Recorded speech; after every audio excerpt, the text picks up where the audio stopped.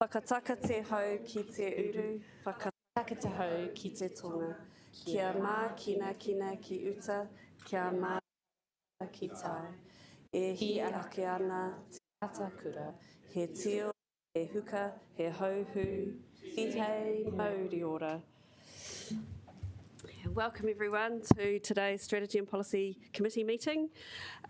Just note that the meeting is being live streamed, and to let myself or Democracy Services know if you intend to leave the meeting. Morning tea will be at the usual time of 10:30.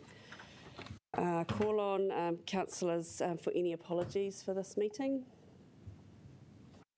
Nope, no apologies. Great. Are there any conflict of interest declarations? No. Confirmation of minutes. So I move the motion that Strategy and Policy Committee approves the minutes of the meeting held on the 22nd of September, and that they have been circulated and be taken as and read as and confirmed as an accurate record of that meeting. Do I have a seconder? Thank you, Councillor Matthews. So we'll now put that to the vote. And Councillor Rush is in favour.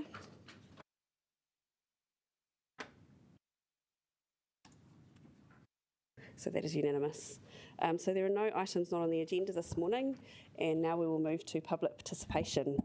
And I'd like to invite, first up, we have Karen Burgess and Arahia Latham here from Enviro Schools, and welcome you to come up and join us at the table. No mai, haere mai.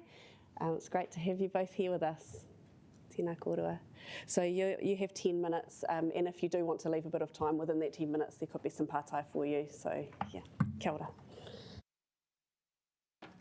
You've got a presentation. Is there one? They haven't got anything. Do you know who you sent it to?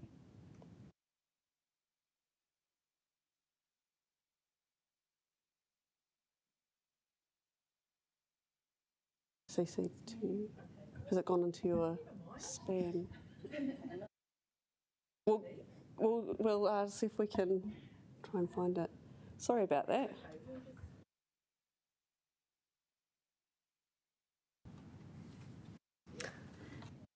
Or would you like me to just email it through right now? Is that possible? If you can. Yeah. Okay, let's just do that, and then we've got 2 seconds. So be just good for you to have a visual. Yeah, we'll hang fire while we wait for that.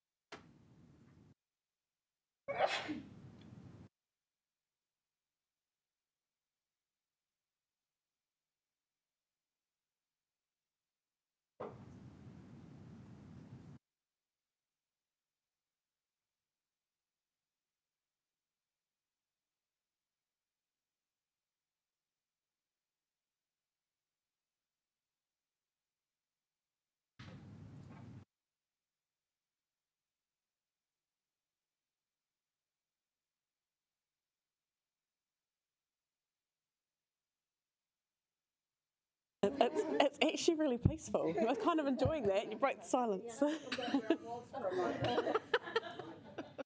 So, Councillor Rush, nothing is happening at this present, so you're not missing anything in case you're worried about a microphone not working. We're just waiting for the technology to be available.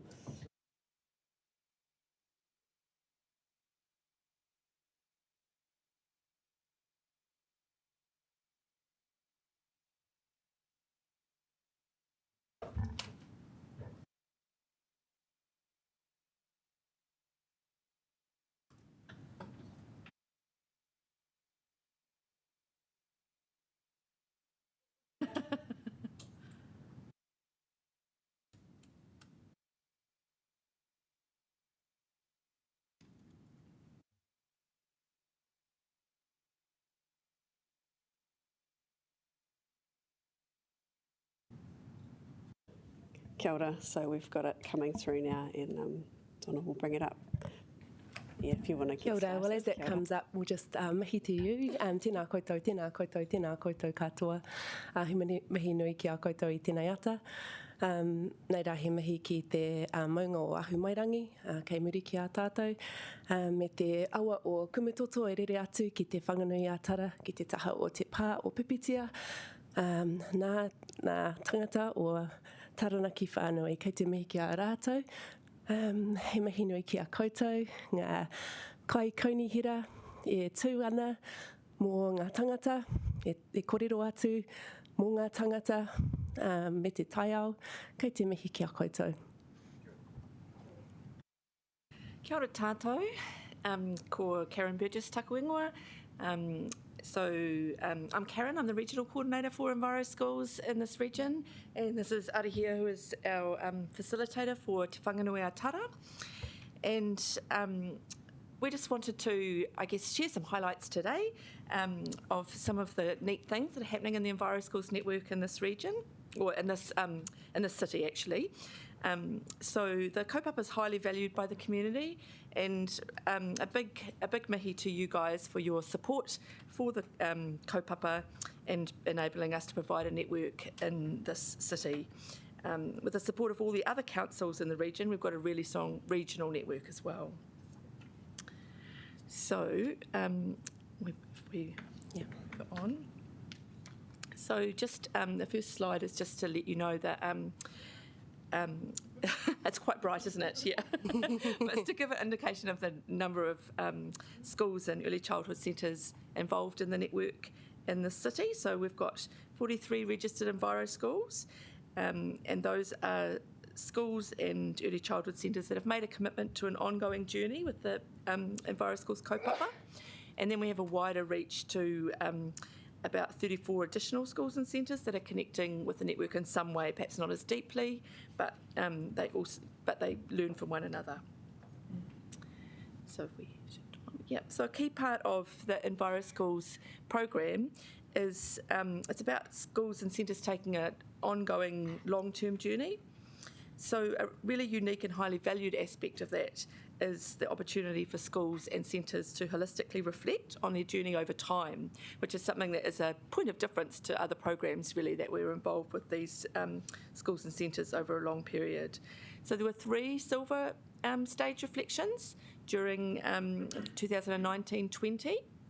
And so really that's a huge commitment from each of those schools and centres and their communities. So, yeah, congratulations to all those schools and centres reflecting this year.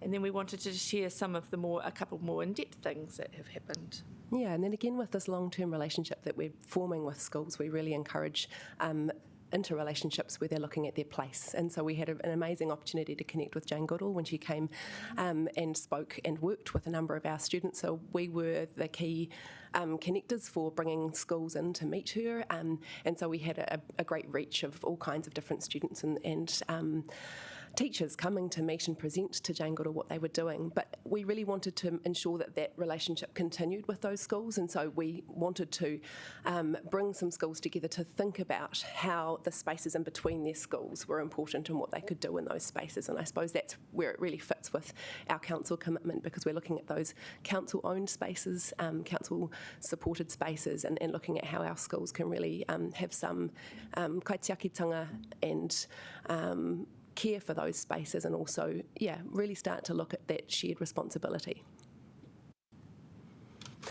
And then we also had an amazing event with Seatoon School where they had a number of community members and PhD candidates and all kinds of experts coming in and supporting them with a Fuel Community Day. And so we've had a lot of really wonderful examples of our schools engaging really deeply with their community, and for us that's just such a win to see that they are not just taking on things like waste in their school, which is wonderful, but it's also really moving beyond that and looking at how their ecosystem is evolving and how they can support that. Oh, what did I do? I had big fingers, perhaps. All right, we're back. We're back, thank you. Great. You as well. And so we're also really excited that the secondary space is really moving along. I've been excited to work with both Wellington East College and Wellington High School in the last couple of weeks, actually, and they've been asking me to come in and work with their science curriculum in a really engaged way, where they've been looking at concepts such as manaakitanga and kaitiakitanga around science, and then wanting to look at how they can start to overlay sustainability across their curriculum. And so those sorts of things are really exciting for us, because sometimes the secondary space has been more difficult to move into because of the siloed nature of the subjects, but this has been a really exciting space to be seeing some movement. And this example was a workshop that was run by Chloe, our facilitator, bringing a whole lot of different schools together, where they were, again, working on their shared responsibility for their place. We are continuing to connect with mana whenua. For us, that's a key relationship that we want to encourage and build with schools. We want them to feel that they have the opportunity to learn and be operating in a way which is tika. And so we continue to run wānanga with our mana whenua partners, and we're really, really excited to see the way schools are changing the way that they're doing things, and sometimes that means stepping back and doing less because they've realised that they need to reset and learn more. And so, yeah, it's been a really privileged space to be working in, and we're really grateful for that. And wanting to just acknowledge as well the neat stuff happening in the early childhood sector. So one of the things that's really exciting about early childhood is that because families are so involved with early childhood centres, the potential for the centres to have an impact on what happens back at home is even higher than it is in schools and secondary schools. So so we run a few opportunities each year to try and bring together early childhood teachers to share what's happening in each of their centres, and a number of ECE centres have reflected, as well as the ones that we mentioned earlier at the start. Just since July this year, there's been a number of reflections and a few more coming up. And in particular, the holistic reflection process at bronze, silver or green gold. And a particularly exciting one coming up is Peninsula Early Learning Centre, who've been working with the program for a really long time, and they want to reflect at green gold stage, and it's going to be a great opportunity for them to engage with some of the other centres and with some of the schools in their area through reflecting on their journey. So we're excited about that. Yeah, and along those lines with connecting with whānau, we found that the pandemic, the lockdown, was actually an amazing opportunity to do that. We had to almost bypass our teachers and work out how we could go straight to our parents as teachers through that period. And so that made us think more broadly, and we started to engage online a lot more. And this is an example, I guess, of some of the videos that we posted with activities from our Enviro Schools kit, and just I suppose really normalising and making it easy, showing families that incorporating learning around sustainability could be something as simple as stepping outside and having a conversation about their space and place. And so we were also really excited to see how many people were engaging and how many whānau were taking part. So there's heaps more to tell you, actually. I started to sort of get excited and want to say more things, but there's 1 minute and 25 seconds for questions. Kia ora, we do have a few pātai. He pātai Councillor Pennant. He pātai taku. Kia ora, rā korua. Thank you so much for coming in. So just quickly, what percentage of schools are you reaching, and have you done any measurement around the impact that when kids are going home that there is some change in the household too? So I think the percentage is about 25% of schools that are actually registered as Enviro schools, and then a wider reach for other schools that might interact with the network in other ways.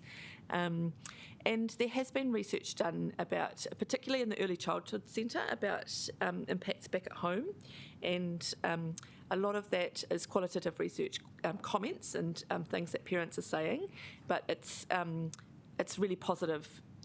What we're hearing, so there does seem to, and there seems to be really good evidence that there is an impact. Kia ora, Pātai, Councillor Fung. Yeah, kia ora korua, ngā mihi nui, for your kōrero. Just thank you for bringing and engaging with the secondary school, because I know that there's been a big gap there. What do you see what actually enabled that to happen? Because and also, what do you see the opportunity is there? I think it's absolutely handing over leadership to the young people. Right. And so I think, that's what one of our key guiding principles is to empower our young people to take action. And with primary, we still need to really have that wraparound support of teachers. And I think that we just really needed to let go of that model to ensure that once we got to secondary, the students and the ones that really wanted to be taking action were supported in doing what they needed to do. So it was a lot about listening. And I know that, going in and asking students how they want to do it. And so, again, Chloe's been instrumental in that in the last year and helping to support the REEF, Wellington Regional Environmental Educators Forum, secondary group, and getting those students together to talk about what they want to do. And so again, I feel like that's really the key, is that we're listening. We had, for Jane Goodall, a number of high school students coming in and telling us what they needed, what they wanted to do, and then that's been incredible to give some energy to. And we have one last pātai from Councillor Matthews. Kia ora korua. My daughter went to an Enviro school, Clifton Terrace Model School, and it was a great experience. And I'm also really excited to see the work you're doing with early childhood, as that's an area I come from. I guess I just wanted to hear what, is there an example of a change that you've seen in a school or a centre that, really kind of was a symbol of kind of the work that you're doing, and that was, made you excited?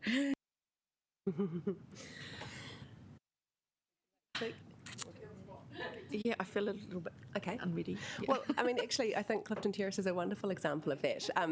They're in an inner city school, and initially they really struggled with the idea that they could be a green gold Enviro school, because they're like, well, we're on this tiny bit of reclaimed land almost, and how can that be? And so we had this conversation about how sustainability isn't just the environmental aspect. Actually we're looking at social, cultural, political, economic, and how are we ensuring that all of those aspects of sustainability are being upheld? And so I think that was a really great kōrero to have, and they've been incredible at engaging in their cultural safety, looking at their cultural practices. And again, they were one of the schools that actually stepped back and said, we need to do less for a bit until we've really got the correct tikanga to go forward. And so I've really appreciated their engagement, and looking beyond just their small piece of whenua and realising that even though they're doing everything they possibly can on that small space, they're branching out into their community. They're moving down Tokyo Lane, they're coming into the city, aren't they? So I think that's a really great example, so thank you.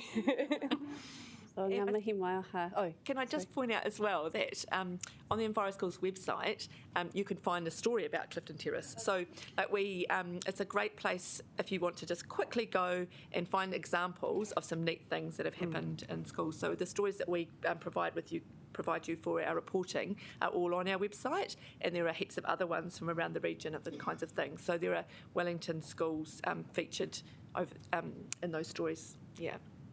I had the pleasure of going to the Green Gold Award at the school, so it was a very special occasion, and I encourage councillors, if it's happening in your area, that there's that acknowledgement of support of te taio. It's really good to go along and hear what the tamariki have been doing. Well, ngā mihi mai o hā kia korua I o mahi ki ngā tamariki, ngā rangatahi hoki, he tino rawe. Kia ora. Thank you so much for coming in and sharing with us. Kia ora. All right, nau mai Brittany Marsh from Zeal Education Trust. Thank you for coming in, bringing your colleagues with you. Thank you. So you know how this works. You've done it a few times. Brittany actually came in and spoke yesterday. She's working hard this week. But thank you for coming in to talk to the whole committee. It is really helpful for everyone to hear of the amazing mahi that Zeal's doing. So you've got 10 minutes, and there probably will be questions. Yeah, I'm sure. Good morning, everybody. For those of you who weren't today. I was going to say welcome, but I'm new, so hello, rather. My name is Brittany. I'm the Regional Manager for Zeal in Wellington. These two wonderful humans, this is not what they normally do on their day-to-day, but they're two of our incredible youth workers. I'll let you introduce yourself. Talo Falava, my name is Tal. Kia ora, I'm Hayley. If I could just encourage you really quickly, if you want to talk to them in the break, they are two of the best youth workers I've ever met in my life. These guys journey in the trenches with some incredible but very challenging rangatahi, and they give their heart and soul to it. So they're great people. Anywho, listen, I just wanted to come again this morning because obviously we have quite a substantial application in front of as part of the Social and Recreation Fund. For those of you who don't know us very well, we are Zeal. We are a youth development agency that is based in Wellington CBD. We have a what I kind of call a drop-in centre in the James Smith building, just above Rebel Sport, and we're seeing on any given day, between 30 and 70 young people coming through our building every day. We run a whole bunch of incredible programs, which I don't have time to tell you about, but if you want to hear more, please come and talk to me. But basically, we exist as an organisation because we deeply care about the young people of our city. We understand that it is hard to be a young person at the moment, and we run a whole bunch of different programs and services that are that just aim to give young people as much care and support and holistic support as we possibly can. And we connect young people to other support services that can help build resilient young people across our city. The application that we have in front of you today is for what we call a street youth work project. Over the last 6 to 12 months, because of our position in the CBD, we have noticed a huge, terrifying increase, if I'm honest, in the amount of young people who are spending their evenings on the streets of Wellington for a numerous of reasons. Some of those reasons are because home is just not a safe place. Sometimes home is a difficult place. Sometimes home isn't a factor at all. And sometimes, excuse me, there's just a growing amount of young people who are lost. They're just lost, and they desperately need a safe place to come and be and feel safe and feel connected back into Wellington society. Over the last 6 months in particular, through COVID, we have interacted with more and more of these young people.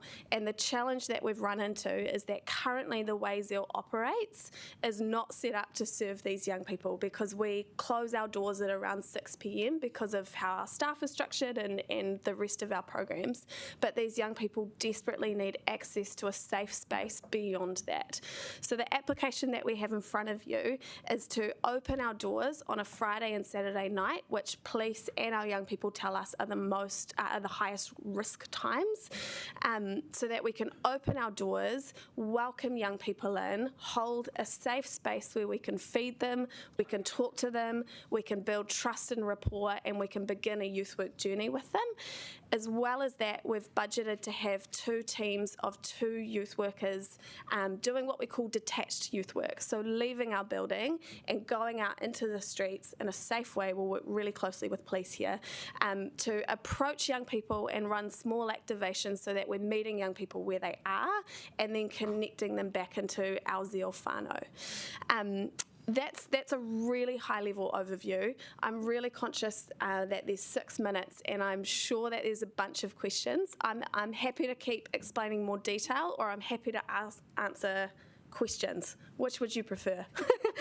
Why don't we do some part-time, and it might draw out some of your other detail Perfect. in there. Yeah, great. And I just want to acknowledge yesterday that Brittany brought three rangatahi with her who had to get up very early to come to the meeting, and that doing it 2 days in a row was probably a little bit challenging, but it was really helpful for us to be able to talk with the rangatahi, and they answered our questions beautifully, and it was, thank you for doing that. Can I just add a tiny bit of context? The reason why I haven't brought them today, it's very intentional. Those 3 who I brought yesterday, they are phenomenal. They are all leaders. They have such a bright future ahead of them if we can support them where they're at. All 3 of them at the moment are in trouble with the police. They're disconnected from school. Their parents are going crazy because they're can't get through to them. So I brought those 3 young people yesterday because they are exactly who this project is going to serve. I didn't want to bring them today so that we can, if I'm honest, just talk with a bit more frank language, because I don't want to, it's a weird dynamic to hold. Kia ora, thank you for that. We've got a first partai from Councillor Fitzsimons. Cool. Hey, thanks for coming in and thanks for all the work that you do. I just have 2 quick questions. How do young people hear about Zeal? And can you just explain the detached youth work model and whether you've sort of done that in other... Has Zeal got experience of that? And how do you kind of develop that as a model? Yeah, great question. First of all, how do young people know about us? Welcome to 2020, Instagram. And that's honestly been a huge learning for us over the lockdown period because we had to move online very, very quickly. And it has been the best thing that's ever happened to Zeal. So it's very much through Instagram. It's also very much through word of mouth. So once one young person comes in and feels loved and feels safe, they'll bring their friends. We used to do a whole bunch of things like schools tours and community activations and all of the good stuff. But if I'm honest, we have so many young people at the moment. We're just trying to care for the ones that we have really well before we start doing all of that again. But Instagram and word of mouth are definitely the top 2. To answer your question about detached youth work, it is something that Zeal has done a lot in the past. So we currently have a contract with Oranga Tamariki in West Auckland where we run the same program. We've had one in the past with Hamilton City Council. We've also run it here in Wellington a few years ago with support from Wellington City Council. But one thing, I wasn't around in those days, but I've talked to the people who were running that project, and one of the biggest learnings for them was that it was their model was largely based off volunteers, and we will absolutely engage volunteers. We're working with Volunteer Wellington at the moment to boost up the team, but one thing I feel very firm on is that these young people are beautiful and they're challenging, and we cannot run this off the strength of volunteers. It has to be run off the strength of trained professional youth workers who know what they're doing and who know how to de-escalate situations. So the way that the detached process works is that there'll be a team of 6 qualified youth workers on each night plus volunteers, and those youth workers will be in constant comms with each other so that we're able to move where we're needed. For example, if the centre becomes really full of young people and we need more hands on deck upstairs, we'll pull our youth workers back. If it's quiet, we'll send them out into the streets so that we can meet young people where they're at. Because sometimes walking into a new building, if you're disengaged from society and from adults, that's a huge barrier. So we meet young people where they're at. We'll run some kind of activations. We won't just creepily walk up to people and introduce ourselves. We'll run activations that will let our other young people lead, like just silly stuff like Foursquare or basketball tournaments or giving out hot chocolates out of our Stories Cafe. We'll find ways to engage with young people in a really safe way so that we're not just creepy strangers going up to people. We'll also be really branded, which I think is really important. Does that answer your question? Cool. Kia ora, I have a couple of partai. One of mine is I wonder if you can talk to us a little about the relationships that you have, like with the police. You shared with us yesterday about how that's helped you co-construct what you're going to be doing on the Friday and Saturday night and how to manage that. I think it's really awesome. We over the last 6 months have built a really great and healthy relationship with Wellington Police, particularly the youth aid team led by Paul. We work together a lot in the day-to-day just around young people. We have a lot of young people who are known to police coming through our centre, and we make sure that we have really high comms around those young people. When we first started to identify this need, we went to police to see what their perspective was. I know that there are city wardens, I know that there's Take 10, and we wanted to just see what police's view was on that and whether or not they agreed that there was a need. The youth aid team jumped on it and were very, very excited, so they helped us build the proposal. I should have brought Paul today, that would have been great. But they were really helpful, and we will continue to work really closely with them because we need them and they need us. There are a couple of things that police really encouraged us to do that we've built in. For example, originally I wanted us to be open till at least midnight because I know that young people are out on the streets until at least 2 a.m. So we wanted to be there. But police's recommendation, and I agree with this, was that if we do that, we're inherently encouraging a youth presence on the streets at night. So we need to be closed by 10:30. So we'll test that for a few months and then reevaluate.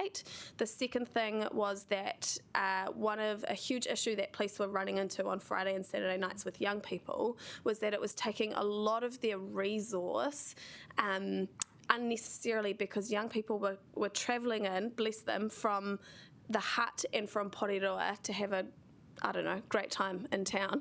And police were spending a whole bunch of their resource literally driving those young people back to the hut in Porirua. So we've built into our budget, we're going to close our doors at 10:30, but our staff will remain on staff until 11:30, and we've got access to a vehicle that, to the best of our ability, we will drive young people back home. I can't promise to do that for every single young person, but we will make sure that young people, to the best of our ability, have a safe route home, whether or not that's through us or through parents or even just public transport. Yeah. Tēnā koutou, we've run out of time, but ngā mihi mai hai kia koutou I o mahi ki ngā rangatahi o Te Whanganui-a-Tara. Thank you for your work with our young people in Wellington. I know that you are working incredibly hard and going above and beyond what really should be expected of you, but thank you so much. And thank you, Tao and Hayley, for coming in. We will be breaking for morning tea soon, so if you are able to stay around, it would be great for councillors to be able to ask you any pātai that we didn't get time to ask now, but thank you so much. Thank you. Can I just add one really quick thing? Sorry. Yeah. I guess just this is the main reason why I wanted to come talk to you all this morning, is thank you to you.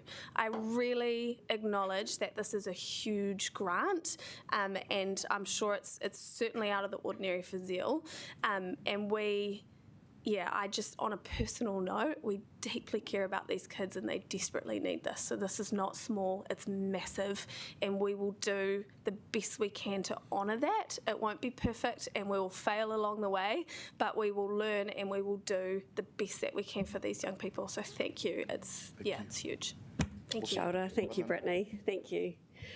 Well, no mai, we've got Chloe Bisley right here to come and speak to us about the Notice of Motion mana whenua representation. Welcome, Chloe. Thank you. So you've got 5 minutes, and if there is any time for questions within that, then hopefully we can ask you some questions. I hope to leave time. Yeah. Thank you. Kia ora tātou, ko Chloe tōku ingoa. I live in Island Bay. And this is my third time rocking up to a council hui, and I have felt really heard, so thank you so much. The other times have been for the Berempore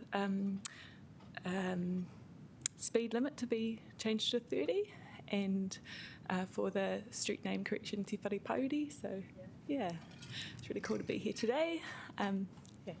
I was wanting to speak to the representation of Māori seats on this. I'm getting a bit muddled in the committee. I feel it's really important to remove any barriers and for them to be remunerated, and also to have voting rights. So I'm speaking from a resident and my involvement in my community. So.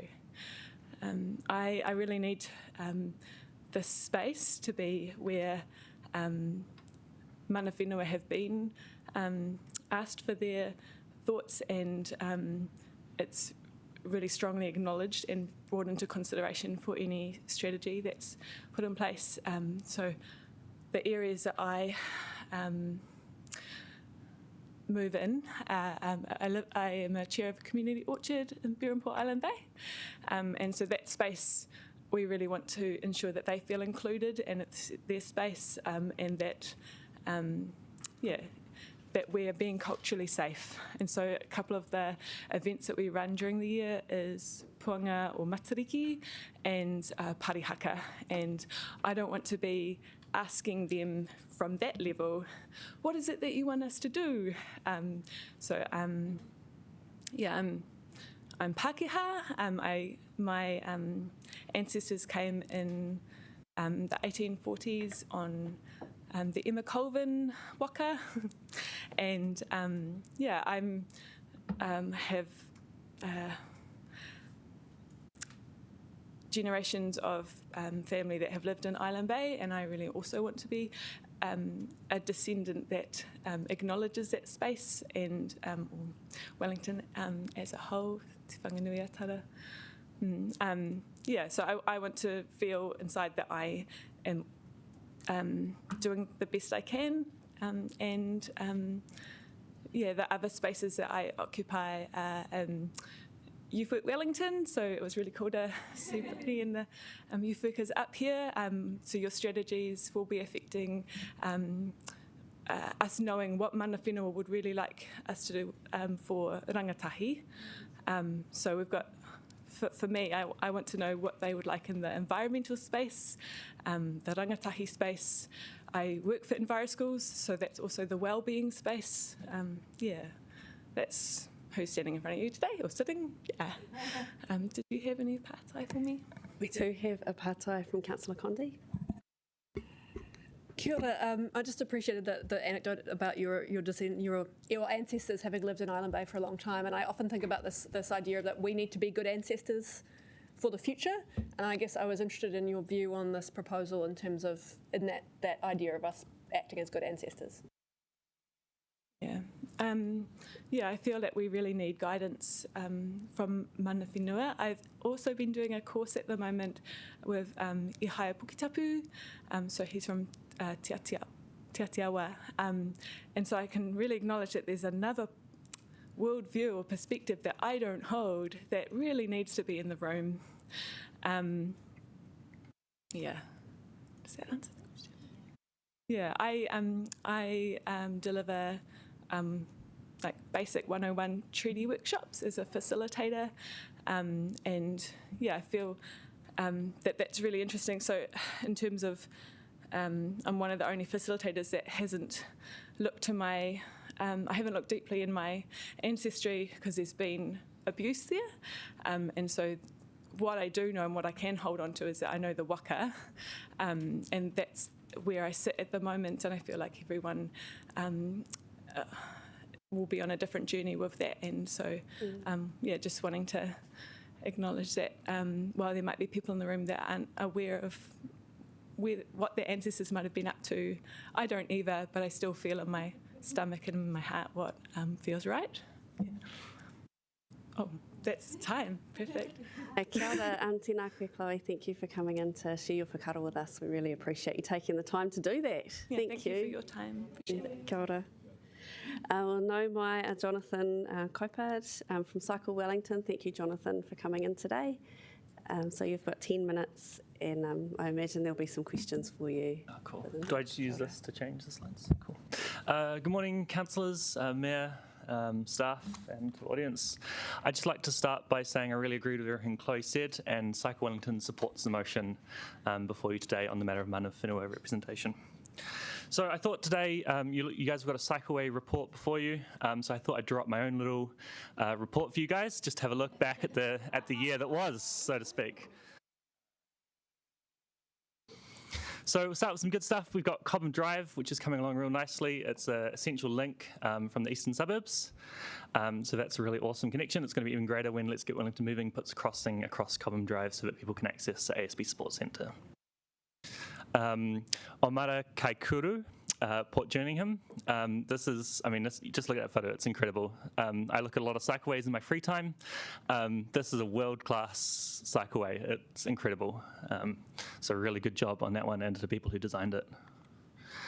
The Safer Streets that came before you earlier this year.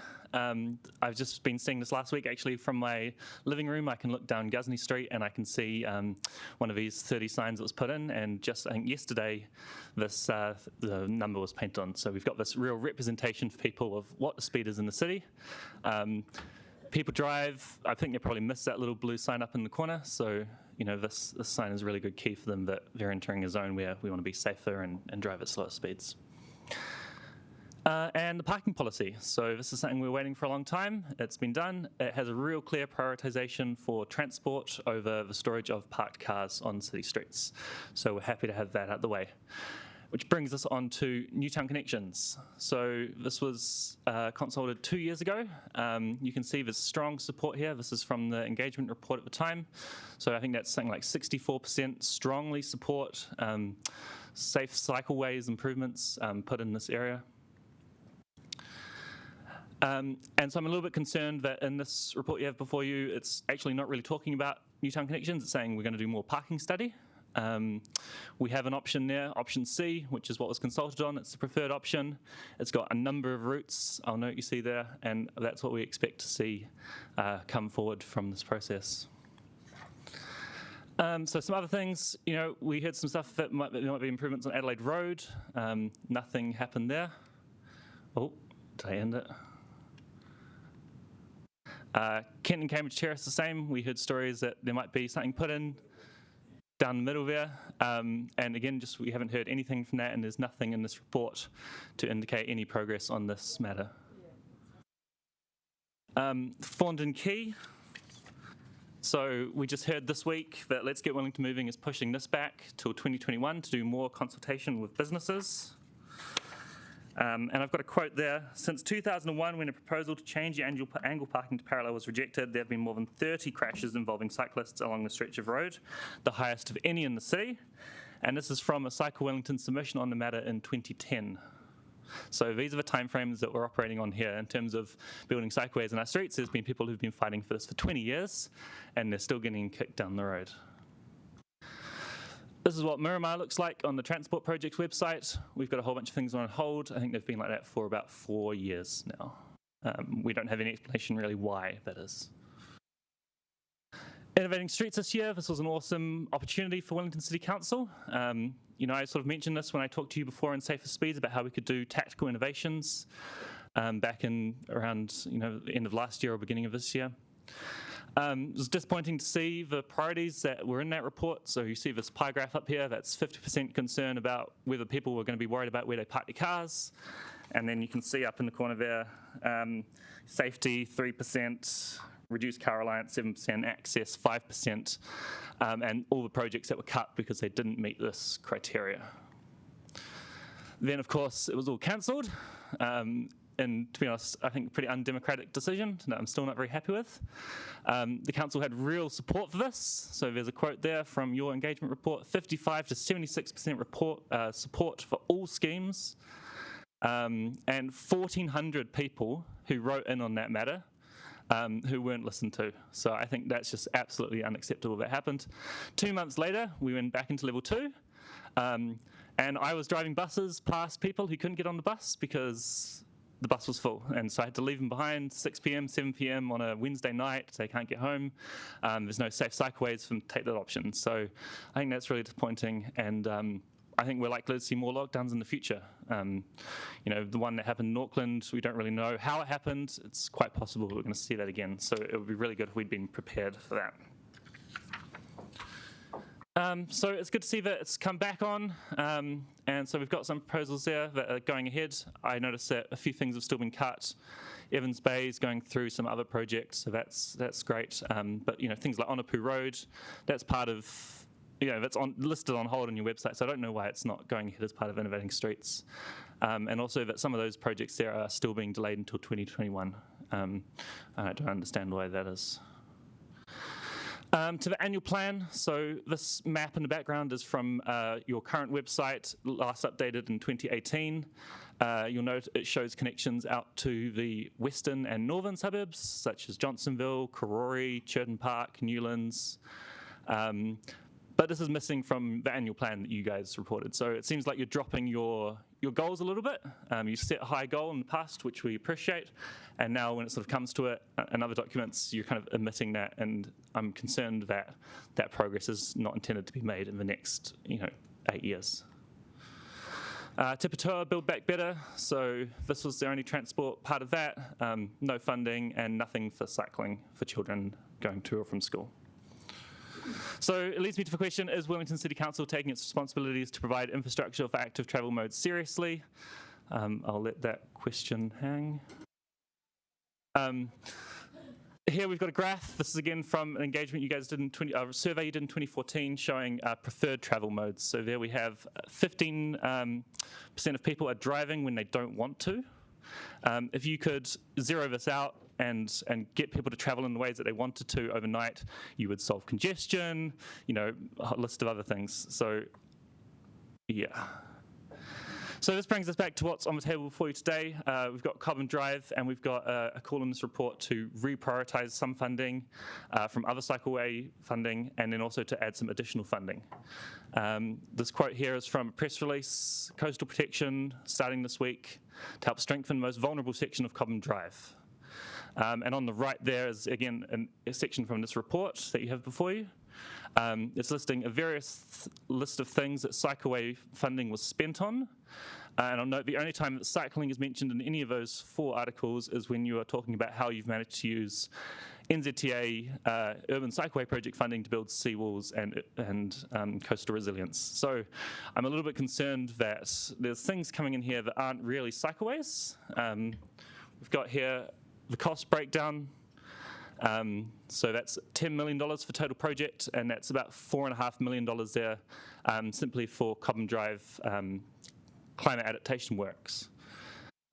It's concerning that funds for cycle lanes, which is a form of climate mitigation, are being appropriated to build climate adaptation for other infrastructure in the city. There's a whole list of other things in there that I think money's being spent on. I think you upgraded the lighting along Cobham Drive. We support the use of cycleway funds for various things, to improve the pedestrian features along there, to improve the landscaping, and we really support that, but this just seems to me to be a little bit over the top. The amount of money in this project that was actually spent on building any cycling infrastructure is really quite minimal of a total project cost. So what we think needs to be done, you need to prioritise the immediate progression of Newtown connections to the full extent consulted on. Instead of appropriating $6.7 million of cycleway funding to pay for climate adaptation measures and other things, fund the Cobham Drive cost overruns from elsewhere, as is being done for the Evans Bay cost overruns. And you could use the $6.7 million to actually build some cycleways, which would be really great. So I've got some suggestions there as to that. And so I'll finish off the questions now. These are just some submissions that people have made on your website. So this is consultations that have been live on your website for the last 4 years, or 2 years probably for Newtown Connections there. So there's people who are coming in, 1 year after the consultation, sort of trying to figure out what's going on. And there's someone from the Kilburnie one, which is still up, and that one's a bit more positive, complementing some of the stuff you guys have done. So yeah, any questions? We do. We've got a partai from Councillor Free. Yeah, look, I do understand your frustration, Jonathan. I've been on this road myself for a long time, the Cycleway Road. I've recently asked the staff if we can just do something about the angle parking on Hutt Road, because it is really dangerous. I mean, we are a little bit tied up with Let's Get Welly moving, but would you consider that there are some things that we could do immediately like that would make quite a difference? Yep, we're not really happy with the progress Let's Get Wellington Moving is making on this matter. This Thorndon Quay is really this council's fault, and not any of yours necessarily specifically, but the council's. As you see, we've been working on it for 20 years. So if you guys stepped up to the plate and fixed it and sent a good example to Let's Get Wellington Moving that, we want things improved quickly and done, and it might not be the greatest solution, but we want it done quickly, and it's about time. Kia ora, tēnā koe, Jonathan. Thank you. Ngā mihi I te wero mai. Thank you for your challenges for us, and we will certainly be debating that soon very vigorously, I'm sure. We're actually going to break for morning tea now, because otherwise we're going to start a debate and then interrupt it. We could actually. Oh, we haven't reorganised the agenda though, so we'll break for morning tea. We've got people here who might want to follow up with a party on something else, and so we'll come back at 25 to 11.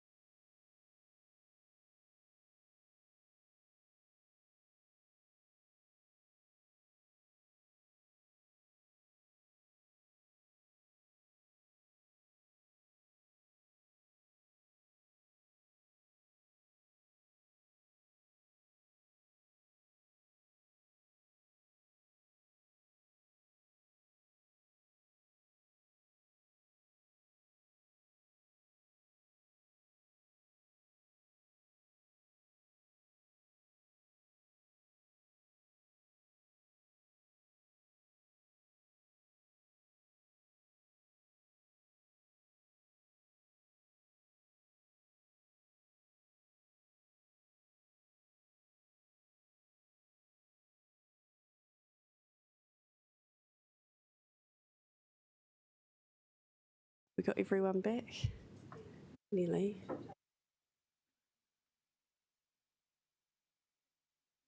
I might need to wait for Tam because she's seconding the paper. Does anyone know where Councillor Paul is?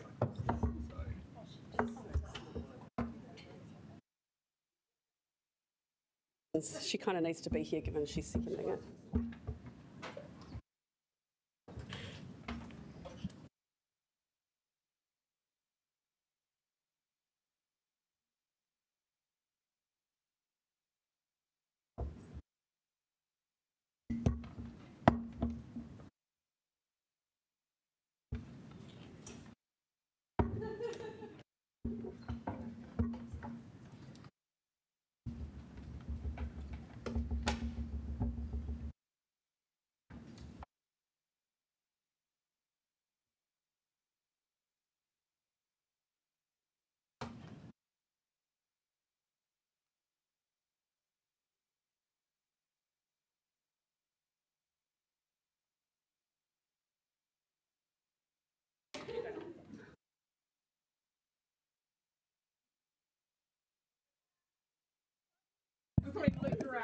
It's like an episode of Scooby-Doo, I think.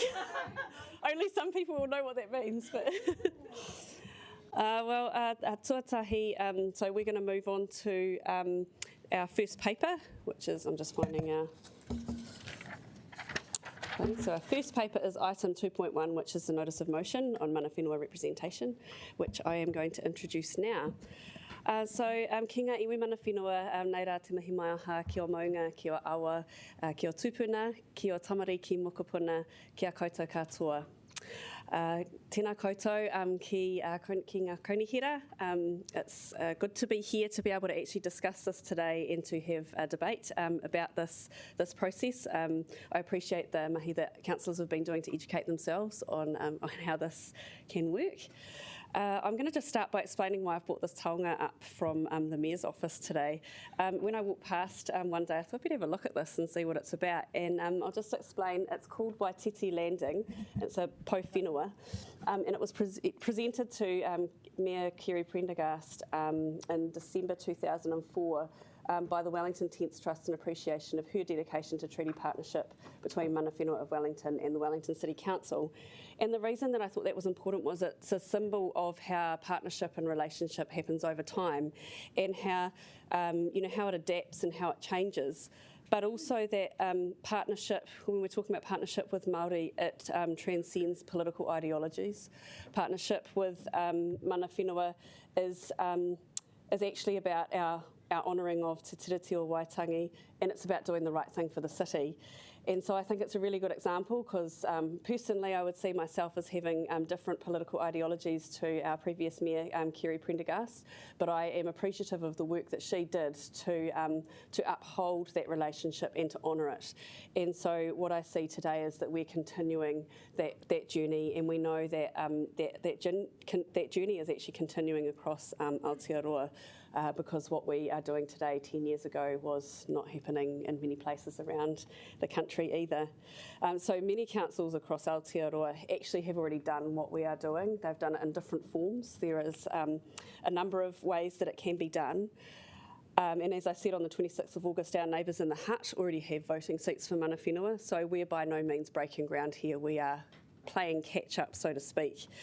And so the officers have already started doing research, as was requested in the notice of motion, to look at what the other models are in councils and to explore how this could work in Wellington, because obviously every council has their own context, and each council has a different number of iwi that they have in their rohi, and has different population demographics. Because as we know, Māori ward, which was what we were discussing at the last meeting, is incredibly hard to succeed in Aotearoa. The setting for it basically means that the community can oppose it and hold it out. The only communities that have managed to successfully do it are communities where more than 50% of the population are Māori or married to Māori. So you can see that that's where minority voices really struggle. So we already have seats, as people know, at SPC and the Long-Term Plan Committee and Annual Plan Committee. But as you will be aware, those meetings can go for a long time, and if you're not paid to be at that meeting and you can't really participate in the decisions that are made in that meeting, why would you bother turning up? Because you just still need to put food on the table for your whānau, and you need to be able to hold down your own job. So the setup we have is currently really not sustainable, and it's really not fair, and quite frankly it's actually discriminatory because we're expecting people to do something for nothing. So I also want to say that since I put the notice of motion forward, obviously there's been a lot of commentary in the community about things that happened at that time, and I guess expected a little bit of backlash from the community, because we do know that the community finds this hard, but actually that hasn't really happened, and I think it's really important to note that actually I've had a lot of outpouring of support and people saying, yeah, about time, Wellington City Council. So I'm really encouraged and pleased with that, and I welcome people, and I'd like to thank Chloe for coming in today, speaking as a resident who wants to see us progress this and to make these changes. So we are privileged to be at this table. We're here, and I take this position really seriously, and I'm always mindful of those who aren't here. There are many people who aren't here, but fundamentally the thing that I do struggle with is that tangata whenua, the people of the land, mana whenua, who were first here, aren't here, and that's a real problem for me, and it's a problem for Wellington. There has been a lot of research done over the years, and I just want to acknowledge a couple of wahine Māori who have put a lot of time of their careers to researching and becoming experts in this area. We have Annie Tioni, who is a young wahine Māori of Taranaki whānui descent, and she has actually written a thesis which directly addresses this issue with Wellington and Hutt City Council, and I encourage you to read it. It is quite big. It fills up this whole thing, but it is really interesting, and she talks, the really exciting thing is there is so much positive to take from it, and I think it's really worth reading that to understand the context and also what happened in the past. You know, there's been a whole journey that's brought us to this point today. And also I'd like to acknowledge Maria Barge, who has been a huge advocate and leader for Māori representation and has written many articles. You just need to Google her name and you'll find all sorts of information that she has recorded about Māori participation and mana whenua participation in local government. So there are many people who have worked over time, and I want to acknowledge that because obviously what we're doing here today is one small part in a journey, and people have done so much to make it possible for us to be able to have this kōrero today. And I just want to acknowledge too that the precedent is set at this council for remuneration and voting rights at the table by external appointees. So we have our FARS committee, which has 2 external appointees who are paid and have voting rights. And I think it's important to acknowledge that those people would be very unlikely to agree to come and sit at a committee if they're, 1, not paid, but also 2, they can't actually sit and express their perspective. It would be very risky for them to sit in a meeting and not be able to express in a particular way how you feel about an issue. So I think it's really important for us to remember that, and we acknowledge their expertise and perspective, and so we should be doing that for mana whenua as well, because we actually go to mana whenua more times than you could possibly imagine to ask for expertise and a perspective on our local community. I'd like to acknowledge the staff for their support on this, and also in the paper, the acknowledgement that they support this paper being produced. And I just want to speak to the fact that we have changed the date that the paper will come back. And the reason that we had put November was when we first, when I was first looking with Councillor Paul at the dates for the meetings in November, there are meetings at the end of November, but they have been scheduled as hearings, so we couldn't use those dates. And I think it's only fair to make sure that we allow time for our staff to actually physically be able to meet with mana whenua, but also for mana whenua to be able to do that. So that's why that date is different, and I am putting it forward as a change to my motion. And it's not an amendment, it's a change. So with Councillor Paul's agreement and 50% majority of the committee, we can support that. I would like to acknowledge Barbara's leadership with regards to our relationships with mana whenua. I'd like to thank you for creating the role which Karepa is now holding, and I'd like to welcome Karepa no mai ki te kaunihera o te whanganui atara. Welcome, we're really pleased to have you here, and Barbara, I'd like to thank you for taking that step because it's significant. The seats around the table are one thing, but actually making sure that we're having those regular appropriate interactions with mana whenua and our Māori community are really important. And I also want to acknowledge that that whilst we're talking about having mana whenua around the table, there are opportunities that we need to be exploring for non-mana whenua, known as mātāwaka in the city. So we need to be thinking about that, and I've already had a conversation with Karakia about some things that we could do to improve that, because it is important that, that Māori do have a voice when it comes to decision making. So I just want to, I'm going to hand over to others to speak soon, but I just want to say that I respect that councillors may have different opinions on this, and some of those have already been expressed to me through various means, but I do just request that you are mindful of your comments. And as I said at the previous time that I spoke to this, badly placed comments can cause great harm and offence and be remembered into the future. And I guess the wero, the challenge that I give to you is, how do you want to be remembered in history? You know, this is a really important moment in history for us as a council, and it will be remembered for a long time ahead. And to me, today's decision is actually very simple. Do you support officers who support this motion to go away and write the paper with the information that will help us make the decision on the 3rd of December? So I'll stop here and open for debate. Would anyone like to speak to this motion? I've got a seconder, sorry, Councillor Paul. Councillor Paul's going to reserve her right. Would anyone else like to speak to this? Councillor Rush. Okay. Thanks, Madam Chair.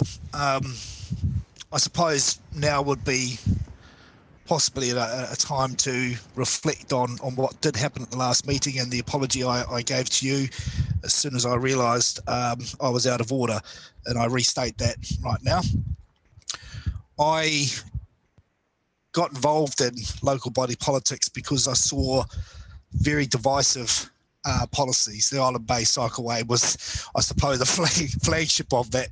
Decisions being made that really divided communities, and whilst sometimes tough decisions do need to be made, they don't always have to be, actually. I'm very concerned, having spent 18 years out of New Zealand and came back to find my country more divided than ever in regard to race. Instead of having a conversation with people who, such as my brother-in-law, who are Maori, it becomes a discussion about them.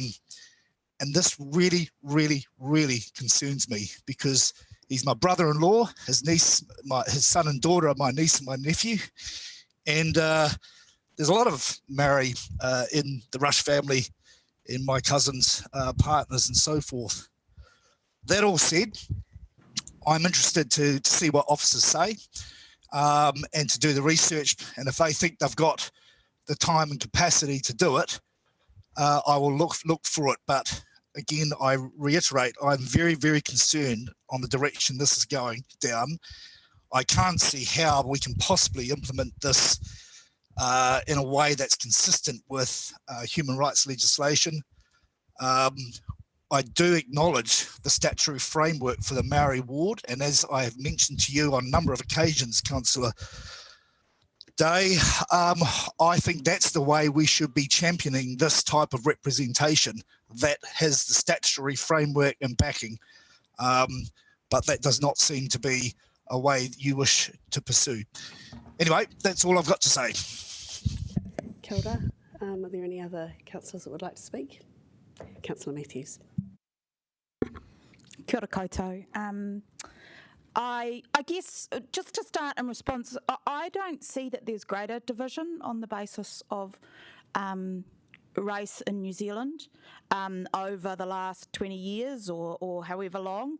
And we are seeing that in some places around the world, and that's very disturbing. And I think that actually what we've seen in Aotearoa is much more of for example, te reo Māori, we're all using te reo in this organisation, in this city. We're trying to learn about tikanga Māori, about te ao Māori, and I think that I see actually many, many more Pākehā New Zealanders, and especially younger people, who recognise te tiriti, its importance, want to learn about it and want to express it through all sorts of institutions. So I don't see that division, and I see very broadly actually a lot of support for the kind of move that we're going to make today, or that we're going to vote on today. I guess I would reflect that sometimes it feels like we're making decisions behind the community, and I do think, like for example, the speed limits, it was when something is so easy and nearly everybody supports it, it kind of feels like you're doing it too late. And sometimes a little bit of pushback maybe shows that you're doing something at the right time. But actually I feel we're probably a bit too late in this as well, in that many of the organisations that people are active in have already been through very meaningful processes to share power and to incorporate te tiriti in their actions. And I'm thinking about our churches, for example, who have been, on this journey for many years.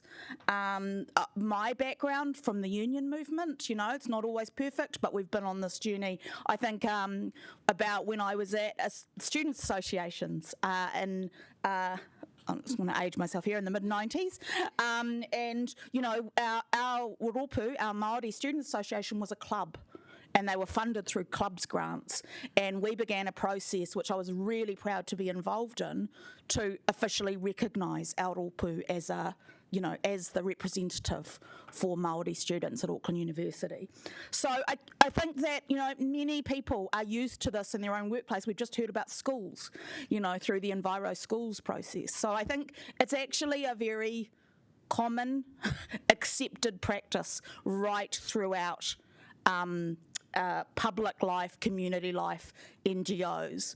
And so I really think that the time has come for us to do something, and this may be a first step, and there may be something more formal to come, but to resource participation to ensure that we have the representation of mana whenua at the table is a really, really good step. And I just want to, I really want to acknowledge Jill Day for her leadership on this. She is an absolutely inspiring and amazing wahine Māori and has done so much on this. I believe, are you the first Māori woman councillor Wellington has ever had? Apparently. Yeah. And now we have two fantastic wahine Māori, and I just want to acknowledge both of your leadership in this, and it'll be absolutely my pleasure to support it and support, having, really deepening our relationship with mana whenua, getting to know them and working alongside them. Kia ora. Would anyone else like to speak to this? Yeah, Deputy Mayor Free.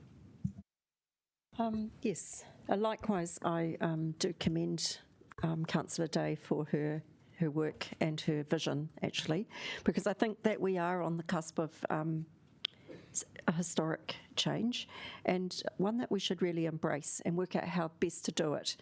And it's our decision for Wellington and for our council, and as you said, for our iwi and our rohi. And I can only see, if it's done properly, it'll be an immense benefit to our city, because there's so much that we need to embrace around sustainability and the Māori worldview that we can't genuinely embrace unless those people are here helping with the decision making.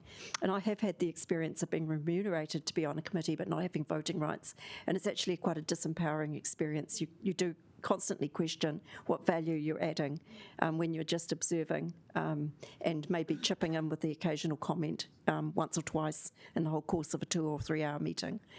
It's not the same as being part of the decision-making body. I'm not saying we've got necessarily going to have an easy process to work out the best way forward with this, but I think it's definitely something we need to embrace and try to do. And for me personally, I really resonated with what one of our participants said this morning about being the descendant of settlers. And for me, actually, that I almost felt this probably sounds a bit stupid, but I felt my ancestors saying to me that I'm in a position, and who knows how we got to be here around the table. We are the people here at this point in time. But I'm actually in a position to make a step forward in acknowledging a proper relationship with the people that helped my people so many generations ago. So, for me, this has a personal meaning. I'm sure we can all find our own personal meaning and our own personal stories along this way. We'll all have our own way of thinking about this, but it's really important that we embrace this opportunity and try to find the best solution. Thank you. Kia ora. Thank you. Mayor Foster. Yeah, look, thank you. I'm going to start by saying that the legislation is quite clear that we have, and this is by the legislation, I mean the Local Government Act is quite clear that we have a legal obligation to provide opportunities for Māori to contribute to our decision-making process. And in a sense, I welcome the idea of the notice of motion to actually get us to think about whether we're actually doing that the right way or not the right way. The bit that troubles me is where we've actually kind of the notice of motion is suggesting exactly the way in which that ought to be done, but I mean, that's what the notice of motion says. So I think for me, the issue of how we do this is going to be critically important. There are two aspects that are particularly noted there in the brackets about voting rights and remuneration, which are obviously two different things. I'm going to be particularly interested in the issue I raised on Tuesday in officers' feedback on what other councils do. And I noted you did say, did you mention, it was Hutt City you mentioned, was it? Yeah, so I just had a quick look at what they do, and I think that unless that website is completely out of date, they do refer to their District Plan Review Subcommittee is the only one which refers to having iwi representation on it. The others don't, but they may have changed that, but I couldn't see that. But anyway, I guess my point is that I'm going to be really interested to see what the models are around the country, because there will be a whole lot of different models. And I'm also really interested in how those models relate to the governance structures of the councils themselves, because we've delegated an enormous amount of significant decisions to the committees as a whole.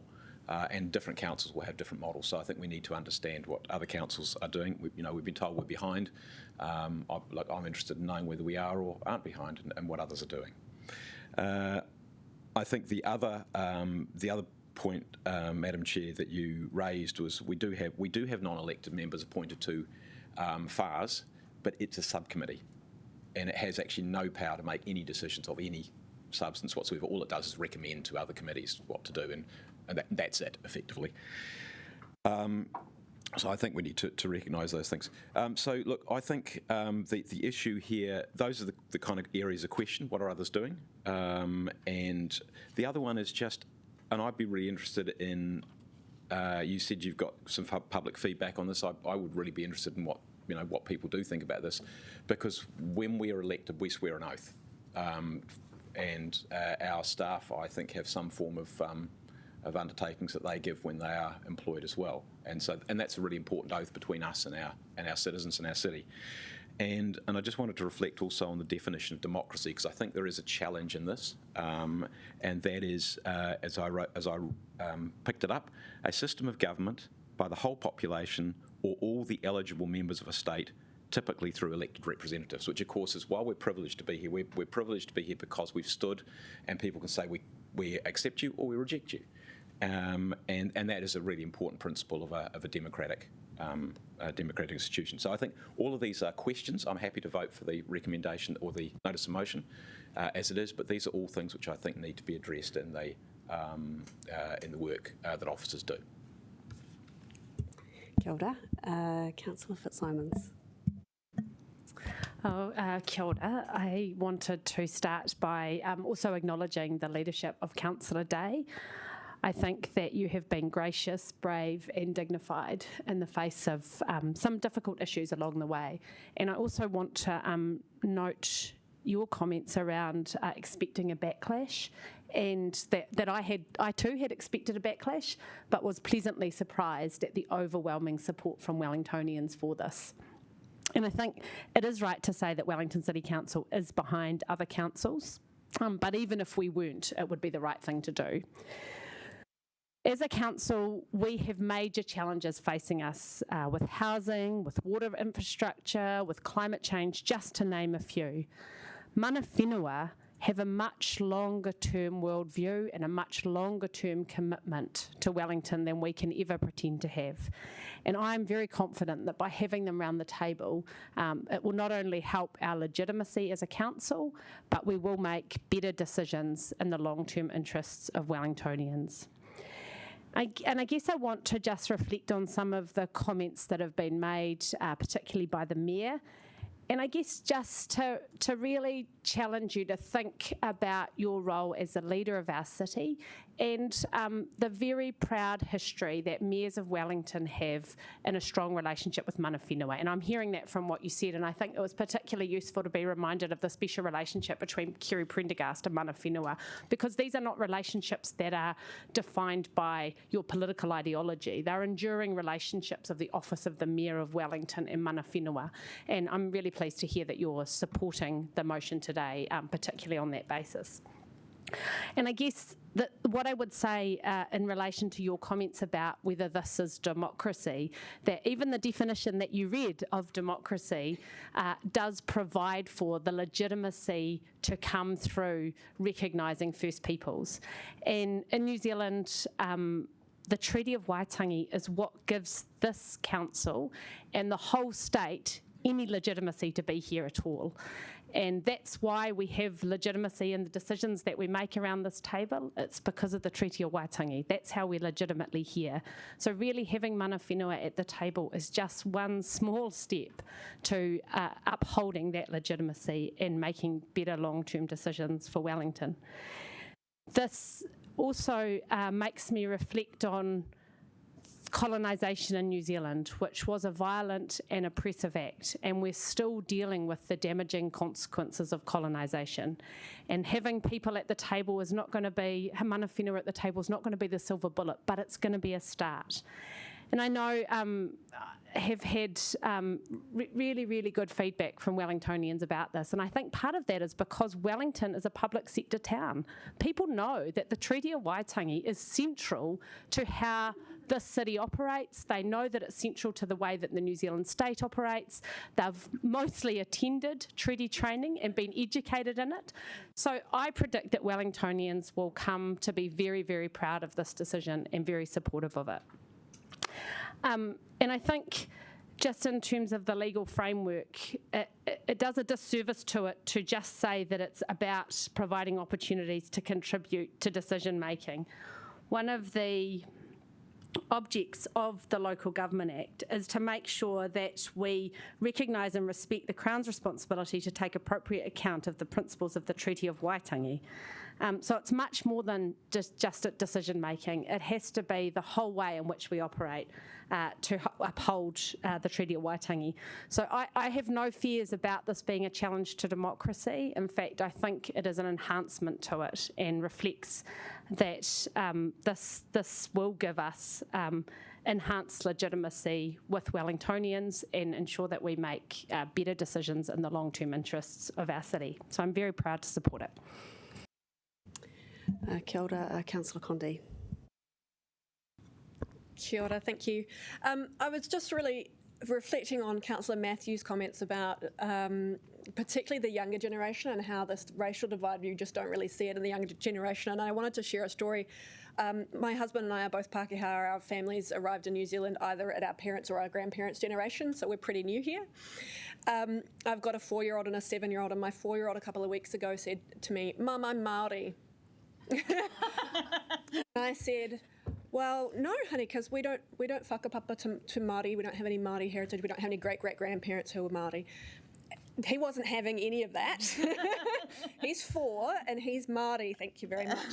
So I thought we'll have to revisit that conversation maybe in 6 months or a year to have. But I had the exact same conversation with my 7-year-old when he was about the same age. We had to have this conversation. What does it mean to be Māori? What does it mean to whakapapa? You know, because he's in his kapahaka group, he uses reo. He just assumed, like... this is the world that children, that we're coming into, and so I think, in that context, gives me a lot of hope that we are in no way on any kind of journey towards greater racial divide in this country.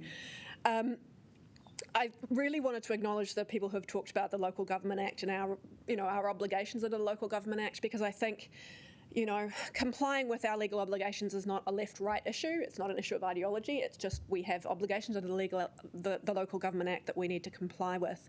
And this is one of many ways that we can comply with those quite, as Councillor Fitzsimons was saying, quite wide-reaching obligations throughout the Local Government Act. And Councillor Rush, acknowledge your comment on Māori wards, but there's nowhere in the Local Government Act that says only Māori wards. This is the only way that you can bring this into effect. Māori wards is one way that you can bring this into effect, and the Local Government Act imagines that there might be many other ways as well, and this is one of those, and I'm really excited to have the advice about how this is happening in other places. I would also acknowledge that given that there are many other councils who have taken steps in this direction, and as far as I'm aware, at least none of them have been overturned by the human rights legislation. So I suppose as we go out to and the officers do more work on this, we'll hear more about some of those issues. And acknowledge, Mayor Foster, that we may need to look at delegations in terms of references as part of this review, and there are moving pieces here, but I think that's all work that the staff can do and bring back to us for us to have a really informed conversation in December. Just finally, I wanted to talk about democracy, and democracy takes different forms in different countries. There's no one thing, there's no one democracy. Democracy didn't, the Greeks didn't just crack it a couple thousand years ago and that's it. Democracy is evolving, and it has to evolve.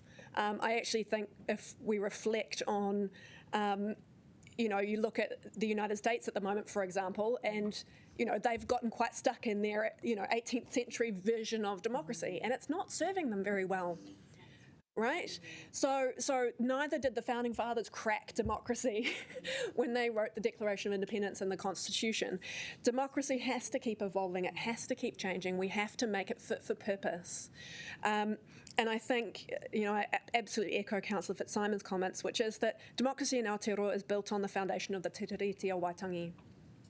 And so our democracy has to figure out a way to represent that. It's going to have to develop its own form in this country that acknowledges and builds on that foundation, because that is the unique circumstances that we have here in Aotearoa, New Zealand, and our democracy needs to reflect that, otherwise it's no longer going to be fit for purpose.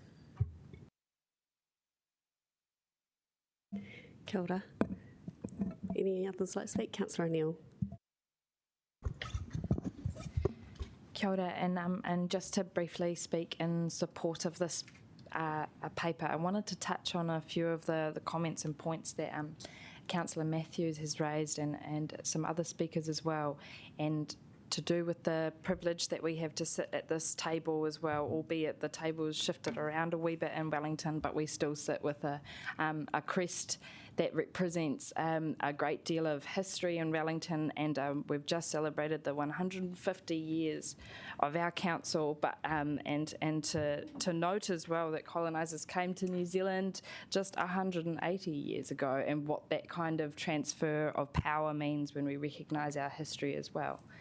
And what it means to be New Zealand Pākehā as well. As a young person, I have the privilege to sit at this table, and although it might seem to have young people present as well, but just to acknowledge my colleagues, Tamitha Paul and Councillor Jill Day as well, and to acknowledge your resilience as two women that I've looked up to both at my journey at university and my journey looking into this council table and seeing someone that has pushed for a very long time and challenged that conversation and held that space as well. We've spoken a little bit about the Local Government Act and the role of council, and sitting outside of that is the impacts of colonisation and how and to acknowledge that as we debate the value of people or the value of having Māori representation and starting that journey and partnerships with people, that structure is still there and it still enforces a lot of great things. I've read through several different parts of reports that interviewed different Māori, different tangata whenua around the country about barriers to government and local government as well, and at the top of those lists were some of the harmful histories and practices there, and the lack of representation, the lack of voice that people see, and so and to recognise that in 2020 we still have governments, and we are essentially an arm of a government that doesn't always honour the Treaty of Waitangi discussions to the fullest extent, right? Otherwise we would be in a much better place. And then lastly, just to acknowledge that as we are on a journey and we learn, I invite other councillors here today, as I'm still on a journey, to consider the points that we speak about and to hold them with every single decision that we make, in delegations to power, to money, and to giving up space, hopefully eventually as well, around the council table to fully, properly recognise that partnership and to hold that when we speak today, particularly for councillors that speak in support or holding feelings of support, that we make sure that that is not tokenistic and it is carried throughout other delegations of power. Kia ora, Councillor Sparrow. My understanding is that at this stage, we're not actually voting on the issue of mana whenua representation on council committees as such. We're simply voting on whether we ask that a report be developed, that the issue be further investigated. So on that basis, although we've heard a lot more than that, it's not unreasonable to support it proceeding to the next step.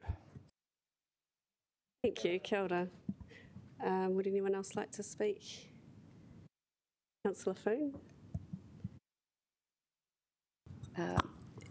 Kia ora tātou. Yes, I'm totally in support, boots and all.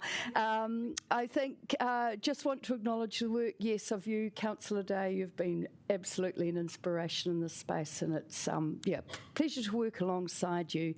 But I just want to reflect on some of my first days in council, and I got to meet the really cool Ming Foon, and his talk about, you know, Te Taira Whiti and what they did in their council there, and the mahitahi being in the house together, articulating the plan together, and just really spoke to me about the way he went about it. And he always asked that question, is this the right thing to do? So that's the question for today.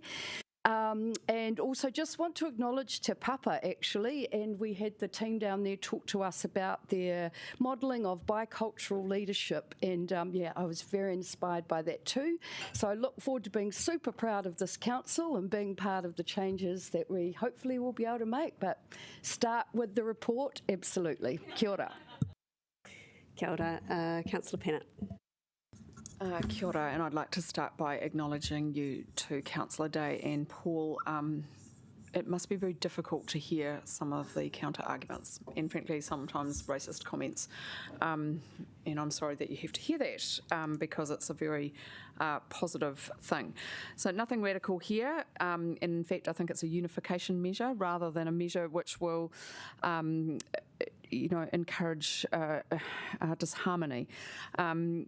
Bringing people together to sit around the table and to work through difficult issues, as we will do next month, is just part of the process. And we have actually led the way a little bit with Wellington Water, which is has in the last traineum, which was a really positive move in a very important area.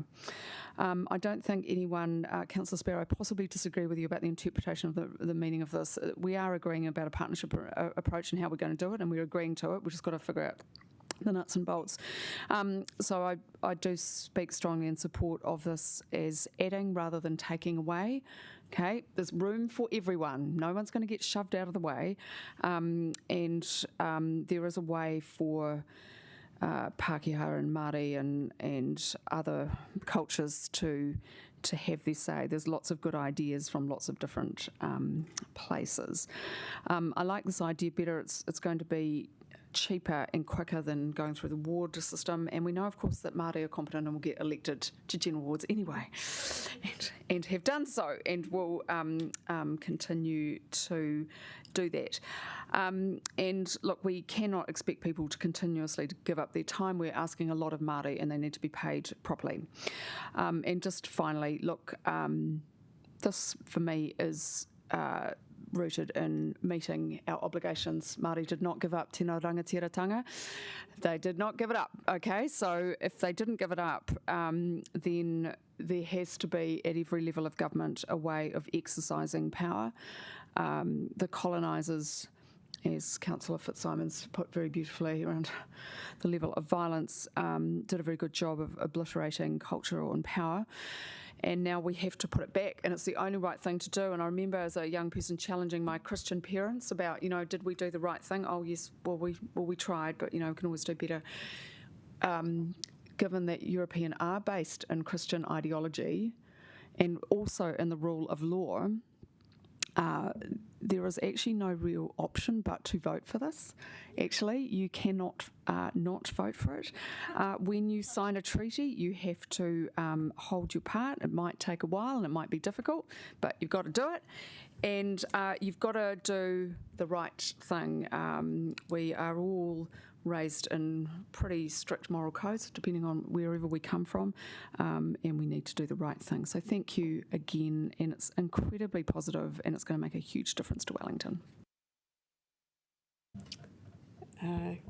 Kia ora, Councillor Paul. All right, that was a lot easier than I expected. Hey, I just want to say a massive ngā mihi to the mana whenua of Te Whanganui Atara and this takiwā for their tolerance and patience. It must be pretty frustrating reading the headlines on the Dom Post and on social media about themselves and about their whenua and about their taonga, especially prior to engaging with them. So really just want to acknowledge their patience specifically. And thanks to Chloe for coming to speak to us today in support as well. And Councillor Day and I and Chloe have all been doing a course led by mana whenua through Te Whare Wānanga or Awanuiarangi, all about Wellington, the Wellington region and the environment and the way that mana whenua have looked after and cared for this land for hundreds and hundreds of years. And we learnt about so much from the native biodiversity in this area and how we can regenerate it. We learnt about the waterways and how we can protect those and clean them, actually, because we know that there are no swimmable rivers in this region. We learnt about climate change adaptation. We learnt about all of the issues that we talk about at this table, and what that made me realise is that actually none of us around this table, nor within this organisation, I guess aside from Karepa now, and the Te Raupōtama team, have that technical expertise that we actually need in order to rise to the gravity of some of the challenges that face us, which actually go beyond environmental issues, but some of those social issues as well. And again, as people have said, how we be really good treaty partners. But anyway, one of the kind of assignments that we did, we learned all about Te Motu Kairangi and the areas of significance around the eastern wards and eastern suburbs, and some of those really historical pa that were built there in the 1300s actually. And there was one story that we heard that really resonated with me, and it was about James Worser. And he actually came over here from England when he was 11 years old, and he was taken in by Te Atiawa, raised as Te Atiawa, and he just became a part of the iwi. And when Edward Wakefield came over here in the Tory, they actually couldn't enter the harbour because it is one of the most difficult ports to enter in the world, and particularly because of Barrett's Reef. And he actually employed people from Te Atiawa and people like James Worser to help them into the harbour. And that to me really symbolises that spirit of partnership that Wellington has always had. This is, although there have been wrongs, you can really look at the history and see the way that both Māori and Pākehā have worked together to find solutions that benefit all people. And it was really beautiful hearing your kōrero, Deputy Mayor, about your tipuna, your ancestors, and I think you're so right. That is a feeling that you feel because it is true in history that mana whenua and the early settlers did work together, and so I hope that we can retain that mana in the conversations that we have around this table in the public eye to work together to find solutions that work for all Wellingtonians. And actually looking at the issues that we're facing now, particularly in the water space, and you look at the Whaitua Committee, that is a committee that is a mana whenua-led kaupapa Māori committee that is looking to and actively cleaning our waterways, which Councillor Rush sits on as well. And you've seen, the power of just going with that flow and allowing them to lead in areas where they have the best knowledge. And so I think that again symbolises that partnership that we really do need to head towards. So yeah, and again, thank you, Councillor Day, for all of the mahi that you've done for many years, and thank you, Barbara, as well, for creating this position and for bringing your expertise in this area. And I hope that whatever happens in the space is a lot more collegial than what happened in New Plymouth, but also and for making that space and bringing Karepa on board, and I look forward to the expertise that he'll bring as well and being able to allow us to make better decisions. So yeah, just want to say cool, that's awesome, let's keep moving and doing what we need to do to fulfil our obligations under Te Tiriti o Waitangi, and yeah, kia ora. Kia ora. I have a few things to respond to there. I just really want to thank councillors for the respectful and constructive debate today. I think it's been really helpful to have this conversation. And so, I actually really appreciate that people did see the depth of importance in this decision today and did actually give this kaupapa the time that it needed to discuss it. I guess one of the things that I really reflect on is that in 1840, when mana whenua went out onto the boat to sign Te Tiriti o Waitangi, being promised partnership, where did it go is the bit that I really question. And so I think it's important to acknowledge the manaakitanga that's been shown for such a long time from mana whenua, and to understand that we have an obligation of reciprocity. And actually, Deputy Mayor Free, you acknowledged that beautifully when you talked about your tupuna and what it means to acknowledge, the welcome that they had, and that actually they survived because of the care of mana whenua, which I think is really important. And I also want to thank you for your acknowledgement of how disempowering it is to be on a committee and not be able to vote. That actually that's almost the reason that people don't turn up, because you feel embarrassed when it gets to that point and you can't participate like everybody else. So I fundamentally believe that we will benefit from having mana whenua at the decision-making table. The expertise is outstanding, and you hear the kōrero, these stories. We don't know, how have we got to this point, 2020, and many of us don't know these amazing parts of our history and how we got to where we are today. And I just do want to acknowledge Councillor Rush's mention of Māori Ward. I actually do fundamentally support Māori Ward. The problem is I don't support it as it is, because it's a system that fails when you take it out to the community. And that is not fair. And I wonder how many times New Plymouth is going to have to go around with Māori Ward before they can succeed. And I suspect the answer is until the government does, it could be an endless cycle. It costs a lot of money and it actually hurts a lot of people on the way. But I do acknowledge, and I actually want to say I respect them for doing it, because they are moving our conversation along as a country, and I really am grateful that there is a council in Aotearoa that is actually doing the hard mahi and taking that on, and I support them in what they're doing. And also I just want to acknowledge that it hasn't been called for here, and we need to be respectful of that fact. So if it is called for, then we can respond to it. And I think it is important to acknowledge that these conversations are happening around Aotearoa, and it feels like a tide is turning. It feels a bit like a tidal wave now, and that councils are finding that they agree on the need for Māori representation. Councils that previously haven't been able to even agree to a Māori ward going out have managed to agree. And so then as a nation, we do face a difficult past, but we are looking forward to a different future, and I really welcome that. I do want to acknowledge that the journey for many in Aotearoa is not easy, and it is confronting to think that we are built on a history that did cause great harm to many people. But I just want to say I'm here to support. It's not easy for any of us to face that. But please feel free to join in the Te Tiriti training and read the information from the likes of Annie Tioni and Maria Baj to learn, because there is so much to gain from being educated and understanding it. And I just want people for a moment to stop and reflect and try and understand the Māori worldview. Just for a minute, imagine what it's been like to watch for generations your land alienated, your names replaced, and your identity removed from the community. And every time you would like to participate, you're reminded that you can't because of this law or that process. The rules are stacked against you. And to that, I want to acknowledge the Mayor who's trying to grapple with this, and I want to say I support you in understanding how we can do this. I want to ask who set the rules, who gets to say how it works, and if we keep putting blocks in the way, then we are just stopping progress. And I think we have a responsibility to say we have a legal process and we can do this, and I want to see people support that. And I just want to acknowledge you, Councillor Rush, for your apology today and your apology in the past. I really appreciate that, and I understand that it wasn't intended to cause the stress that it did, and I thank you for acknowledging that. And I just want to say finally, the door is always open. You can change your mind. You don't have to be locked into a position. If you're feeling a bit unsure about it, don't feel that you have to hold that position. There are ways that we can help people. I guess, learn and change. I'm still learning too. There's a lot I don't understand. I wasn't brought up understanding the history of my own people, let alone the people of the place where I live. So, I think it's really important that we acknowledge that every single New Zealander is on a journey here. And I want to acknowledge the amazing mahi of the Te Rapautama team over many, many years, holding this candle and working hard to keep moving forward, even when it's a small team and there's lots of mahi. And I want to acknowledge Karepa for taking on this role. It's really important that we have you here helping us guide this waka. So I'm going to stop there and let's vote. Kia ora. Yes, we will take a division on this one.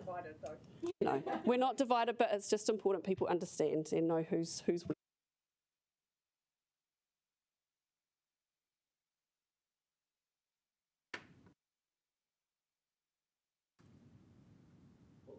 That is unanimous. Thank you very much, councillors.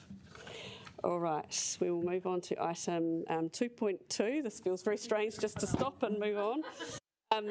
Item 2.2, which is the Reserves Act 1977, the easement over Beacon Hill Reserve. It's a bit of a contrast to where we've just been, but I'd like to invite Councillor O'Neill to introduce the report. Kia ora, thank you, Chair. Just to very briefly introduce this paper is to grant an easement in perpetuity in order to take care of some water supply pipes to enable development on private land but make it safe for the essential water supply. I'm happy to answer any questions in the right of reply. Otherwise, we've all had this paper for a wee while, so I hope any issues have bubbled up to the top by then, but yeah. Do we have a seconder for this paper? Thank you. Thank you. Councillor Rush, would you like to speak? No. Is there anyone else who'd like to speak to this paper? Carl? Okay, well, I guess there's not a right of reply because there wasn't anything to reply to. So we will now put that to the vote.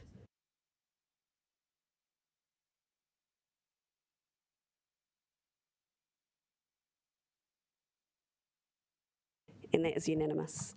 Okay, we're now going to move on to item 2.3, which is the Cycleways program update of 2020-2021. And I'm going to hand over to the Deputy Mayor Free to introduce this report.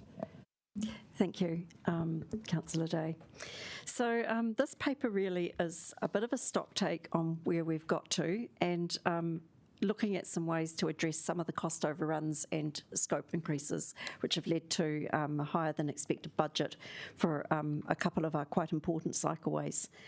So we're dealing here really with budget overruns on Cobham Drive due to quite a big scope increase to do with the rock revetment and some other things that did cause an increase in costs as well.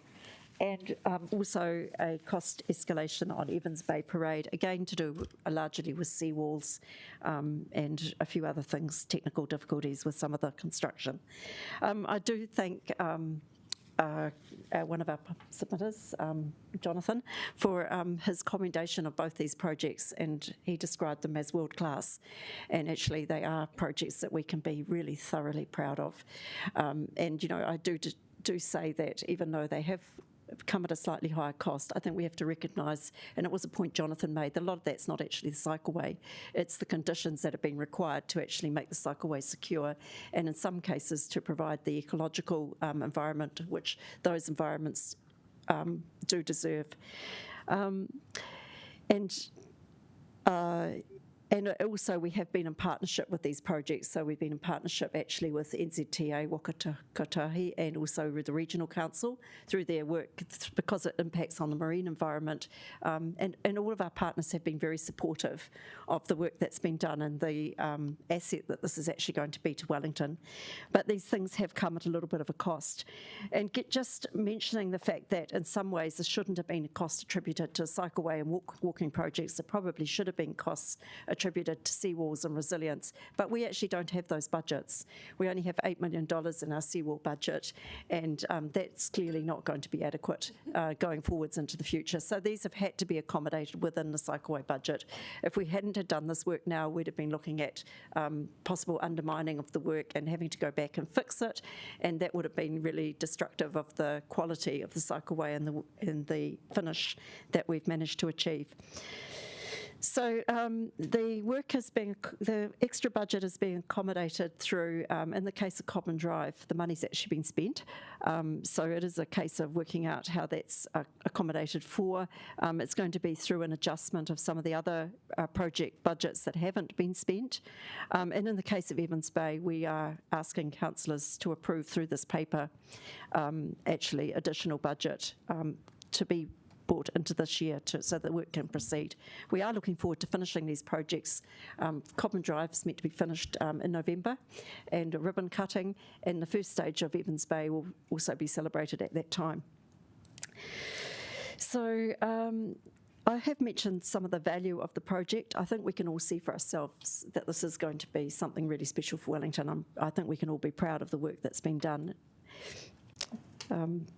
It has had a long history. It's been going on for a while. And I also want to use this opportunity to really thank a lot of staff who are no longer here.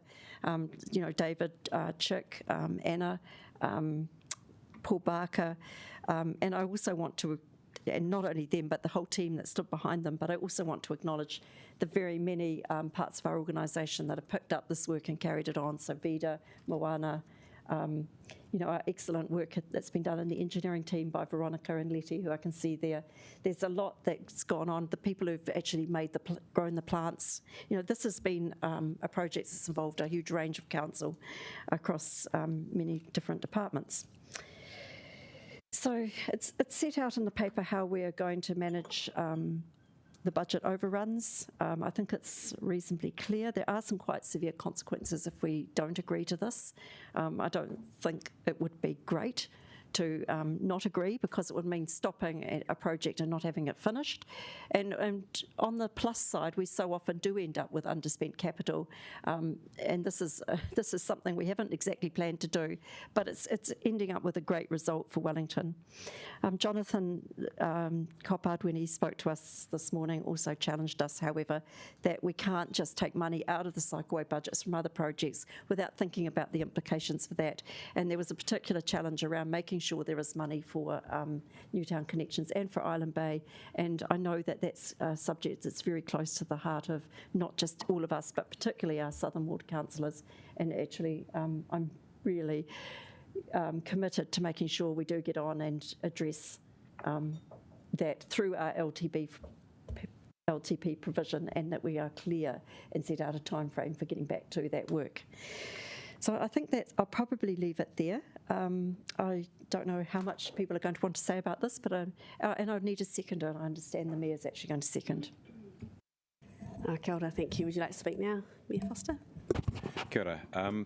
So look, these are two excellent projects, or it's an excellent sweep of a project. Sarah and I went out to have a look at what it's looking like on Monday. And it is looking tremendous. We're both Cobham and Point Jerningham. I had the pleasure of going and speaking with the team who are doing the work on the Point Jerningham section 2 or 3 weeks ago. And it's looking tremendous. And it's also, what was really also great was just the level of detail which has gone into this. So one of the reasons for the cost escalations is around the planting and the ecological management. And it was interesting that even as there was a detail even of the way in which the steps had been built up from at the end of the point in such a way that was to try and dissuade penguins from being able to hop up, so and get themselves then into a position which they'd be in danger. I thought, Kapai, it's good stuff. I think the other thing to say is that cycling is growing. You know, we often get beaten up for supporting cycling, but we know that the last numbers I saw, that cycling volumes had tripled since 2000. It's clear we're seeing more and more bikes on the road. They are not the whole of the transport answer. They are part of it. And I think that's the way which we should always answer any of the people who are critics of investment in this area, is to say, look, we're taking a multi-pronged approach and this is part of the answer. In terms of the increased costs, the paper sets out where they come from, and I have a lot of sympathy with the points that Jonathan made earlier, which is that there's a significant component of this which is about resilience. If you can remember, it's going back before probably most people were here, we used to get submissions year on year from a certain Barney Scully out in the eastern suburbs saying, can you please fix up do you remember? Yeah, you get some of you know of him. Yeah. But he always used to say, "Hey, look, can you please fix up the mess effectively that is the Kilburnie foreshore along Cobham Drive?" And this has done that. And the thing is, of course, that it's not actually a cycleway component, and I think that's probably one of the issues here. Is that, and Jonathan's highlighting that you know we can't attribute all these costs to cycleways. And I guess the good thing, the nice thing to do, would be able to say, well, what was our expectation in terms of our asset management plan about the walls, the sea walls that we intended to do, and did we intend to do these? And if we intended to do these ones, then we should be taking that money out of those budgets and putting it to support this. The only problem is that I'm absolutely 100% sure that we don't have enough money in the seawalls budget anyway, so that will be robbing Peter to pay Paul. But the other bit of that is that, and I think it's a conversation that we probably ought to be having with NZTA, is that ultimately the 430 metres of rock wall along Cobham Drive, it's not just protecting the cycleway and the walkway, it's also protecting the state highway. And I think that maybe that's a place which we maybe ought to have a bit of a conversation with them about whether they could actually be a bit more supportive of the investment that's been made here. The other point that I wanted to make is that when we go through this kind of process again, and there is no choice here, we can't say no, stop. But when we go through this process again, our budgeting process has got to be better. And sometimes we put a number in a budget at a certain point in time which says, look, we think the cost is $1 million, and then 10 years later it turns out it's 2 or 3. We've got to do better than that. Sometimes, and what I really like, for example, in the library conversation we had, is we put a range down there. We didn't say the number is X, we said it's between X and Y. And I think that's a much smarter way, because we inevitably get beaten up for missing a target which we were never going to hit in the first place. And the other part of that, of course, is that when officers become aware that we are likely to overspend significantly on a particular project, they should be coming to us at that point and telling us, rather than at the point where we cannot do anything about it. So a plea, Barbara, to you and your team is, if we ever have these sort of situations again, can we get the heads up early and do it formally? I know there was some emails going around saying there might be some escalations at some point, but I don't think anybody had a feel for that or the scale of that at the time. And the final thing to say is, after you do all the maths on it and try and work out at the current funding rates what it is, what's the impact on our rating line, and we don't want any impacts on our rating line. It's about 100K a year.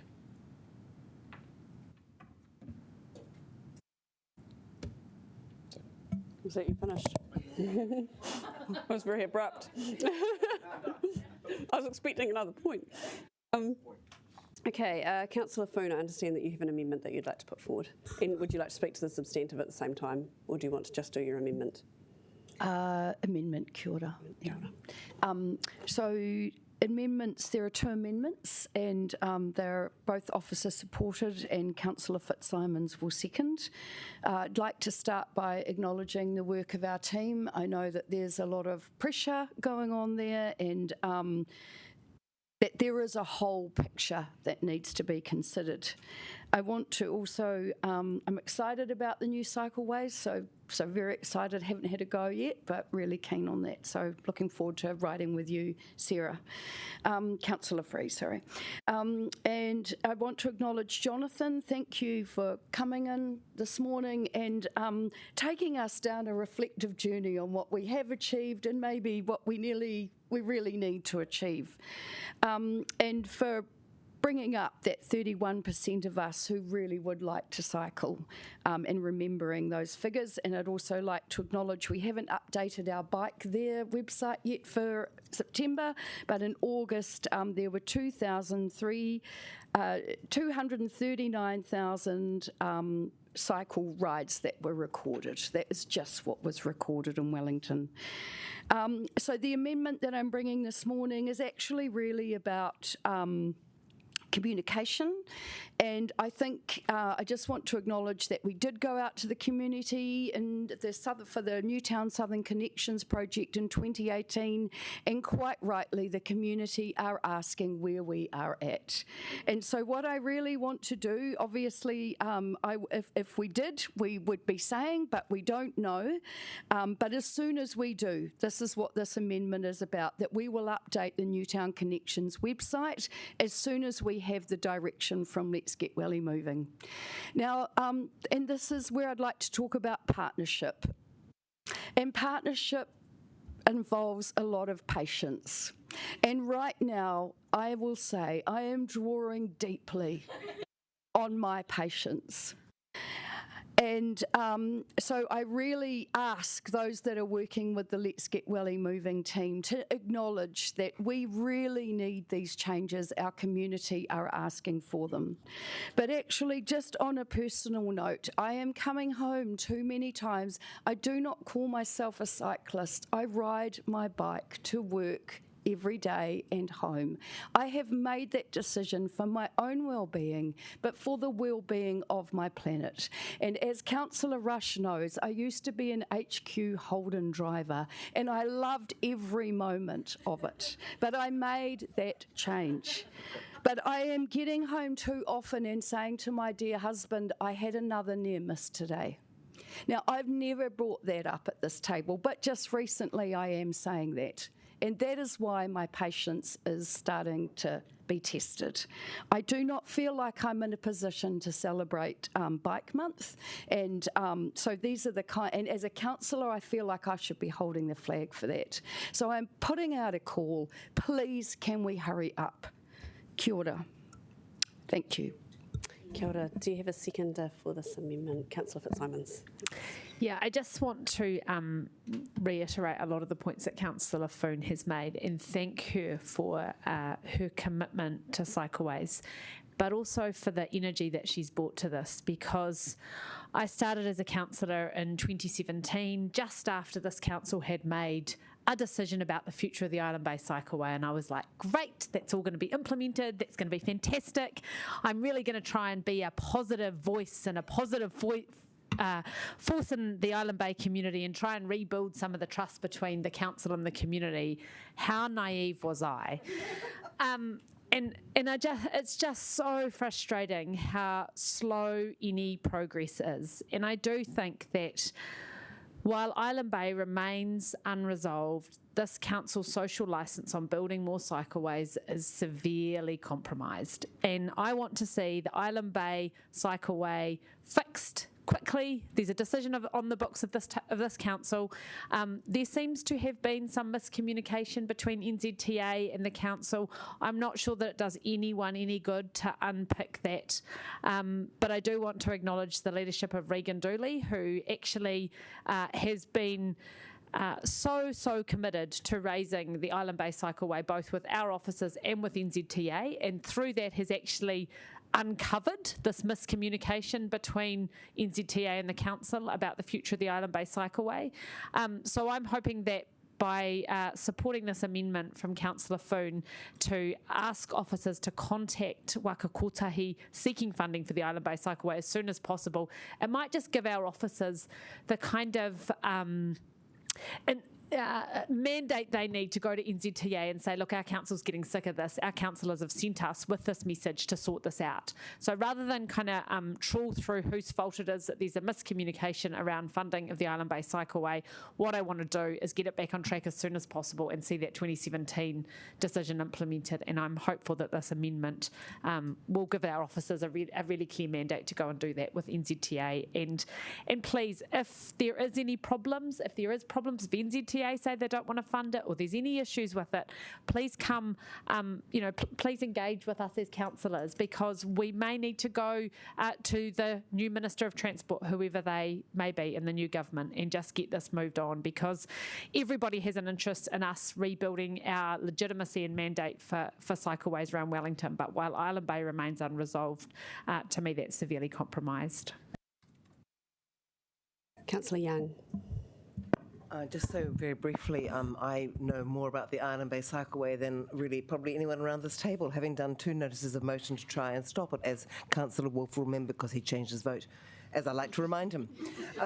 Thing is, I cannot support number 7 because NZTA have always made it very, very clear they are not going to fund it. And I think if we go back and ask again, it's like a child who bores you to tears because they want something they're not going to get.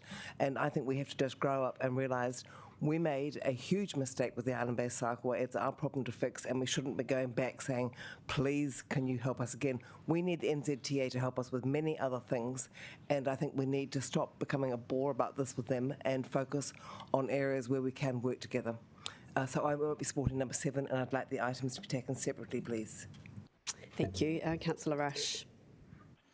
Thank you, Councillor Day. I only have the amendment as was emailed by Councillor Foon, so I'm guessing that number 2 was the number 7 that Councillor Young was referring to, and it was I was wanting to ask a question actually to the submit or to the mover, Councillor Foon. It says contact NZTA seeking funding for the Island Bay Cycleway. So is that to repair and fix up the current one that Councillor Young refers to, or is this a different one, the extension? Can you please help me? Kia ora, Councillor Rush. Fix up the current one. Okay, thank you. Kia ora. Is that all you were wanting to say? Cool, kia ora, thank you. Councillor Fitzsimons. Yeah, I just want to pick up on the comment from Councillor Young that we shouldn't go back to NZTA and ask them. I think, from my understanding, some people at NZTA have said this council never asked for the funding to go for Island Bay before the Newtown connections. And even if you look at our own quarterly reports, in December, the council officers reported that NZTA will consider co-investing in the parade once the Newtown and Berempore cycle facilities are constructed. Well, that's problematic because that was meant that they needed to be constructed. But then in May, the position changed and it said project is delayed until funding and likely delivery of Newtown collections. So there was a softening of that. And then if you look at the email that was circulated yesterday from Regan Dooley to NZTA, they actually talk again about how their position has changed further, and they actually provide the path for the funding to be obtained. So as I said, I didn't really want to go into unpicking all of this, and I'm sure I only know half the story, but I have consistently asked our officers, where is the evidence to show that NZTA won't fund Island Bay before the rest of the Newtown connections route? And it seems to be based on comments and meetings. And when you actually try and pin NZTA down, their position seems to change. So I'm actually optimistic that there is still the ability to fund it. And just to ask you, I know you've endured a lot with this Cycleway, but this might be... I did say endured, but I guess I'd ask you to give it one last chance to try and get NZTA to properly fund this so we can sort it out and just implement that 2017 decision and everybody move on. Councillor Calvert, I think you put your hand up. I couldn't work out if it was the Mayor or you, but I think it was That's you. all right. Maybe the Mayor wants to speak. I will. I'm not going to support number 7. I think it's pretty. It's very vague in how it's worded. Funding for the Island Bay Cycleway. What in terms of the option that we decided in 2017? If that was the case, we understood that cycleway was going to cost $6 million, or roughly, and I could cope with a little increase, but we've got figures now of $14 million, and that was the application that we put in as a shovel-ready project to government earlier this year, and which we now know it's been declined. So that's been declined by government and through the Crown infrastructure partners. So it's not just NZTA; it's actually through another part of government as well. And look, $14 million. This is not our money. This is ratepayers' money, and taxpayers' money, and probably people who pay their fuel charge. And I can't, in all honesty, be comfortable in spending $14 million on a 1.7 kilometre cycleway that doesn't really connect anywhere. And I can see the point of having the Newtown connections and working on that. And my concern is that we again continue to fragment ourselves so much that we tie ourselves up in knots and we don't achieve anything. So I would actually still like to see that there is a focus on the Newtown Connections piece of work.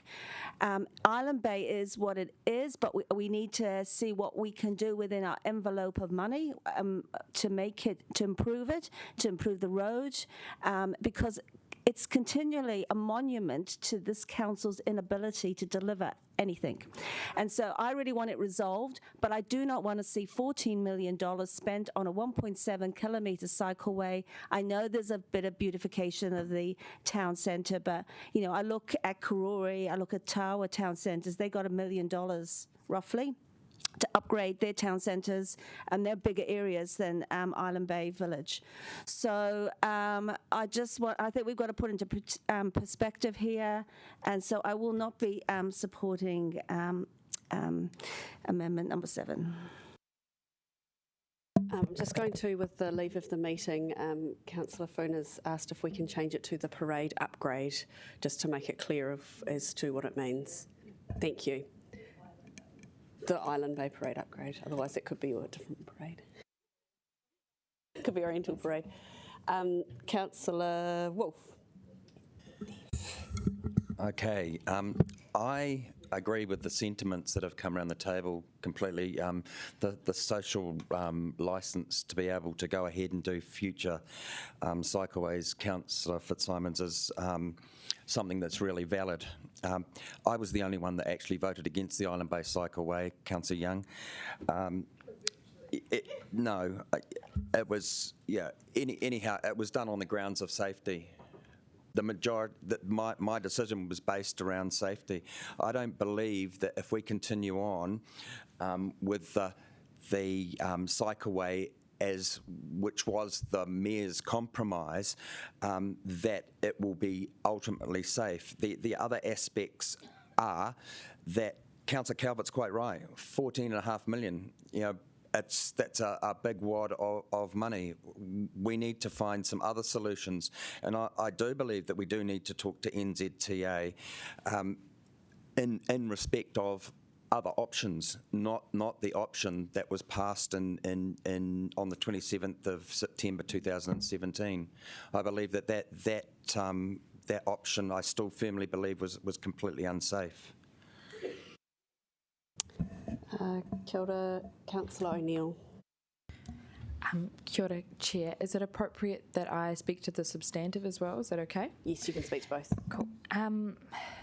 Just on the Cycleways program, I'd like to start by acknowledging the tricky ground conditions that we've faced all throughout our city, and to, in particular, thank my local ward councillor, Councillor Free, for her advocacy and acknowledging that the Eastern Ward connections is something that has been long fought for and been delivered and accounted for a very long time, and that is in part due to the fantastic advocacy of Councillor Free and previous councillors, and to really share the sentiment and empathy with my Piwaka Waka councillors, Councillors Foon and Fitzsimons, and their pain in really trying to bring this to fruition and to the table. I acknowledge the work of Jonathan Coppard and Cycleways Wellington, and to also acknowledge the people that have lost their lives on the roads for unsafe cycling conditions. And I think that cycle lanes, as contentious as they are, we are talking about people's lives that have been lost, and people, and that ripples throughout community and family as well. And to also acknowledge, Councillor Foon, your pain, and for sharing, and thank you for sharing that this morning as well, because I feel like sometimes when we spend all day in this building, it's we can run the risk of feeling a little disconnected from that, particularly if you're not a cyclist yourself, and how that feels to have someone that would be a sister or a mother put in danger like that. To acknowledge some of the future challenges that have been raised as well.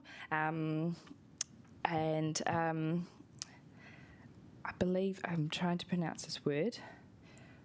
Tahi Tai has been gifted to the city by our treaty partners Taranaki Whānui, which means one tide and one journey, to fit into the challenge of the easternward connections and cycle lanes.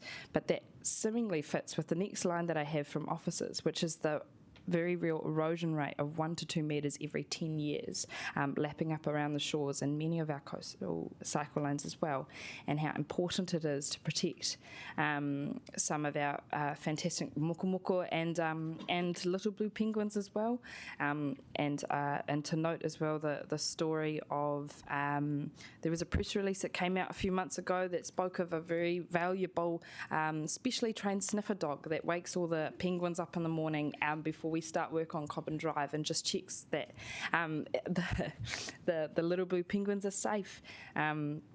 And to touch and close on Councillor Calvert's point, money doesn't get any cheaper and our futures won't get any less challenged by climate change. Our city isn't getting any safer when you ride a bike in Wellington unless a lot of these investments made. So I will be strongly supporting Councillor Fern and her amendments.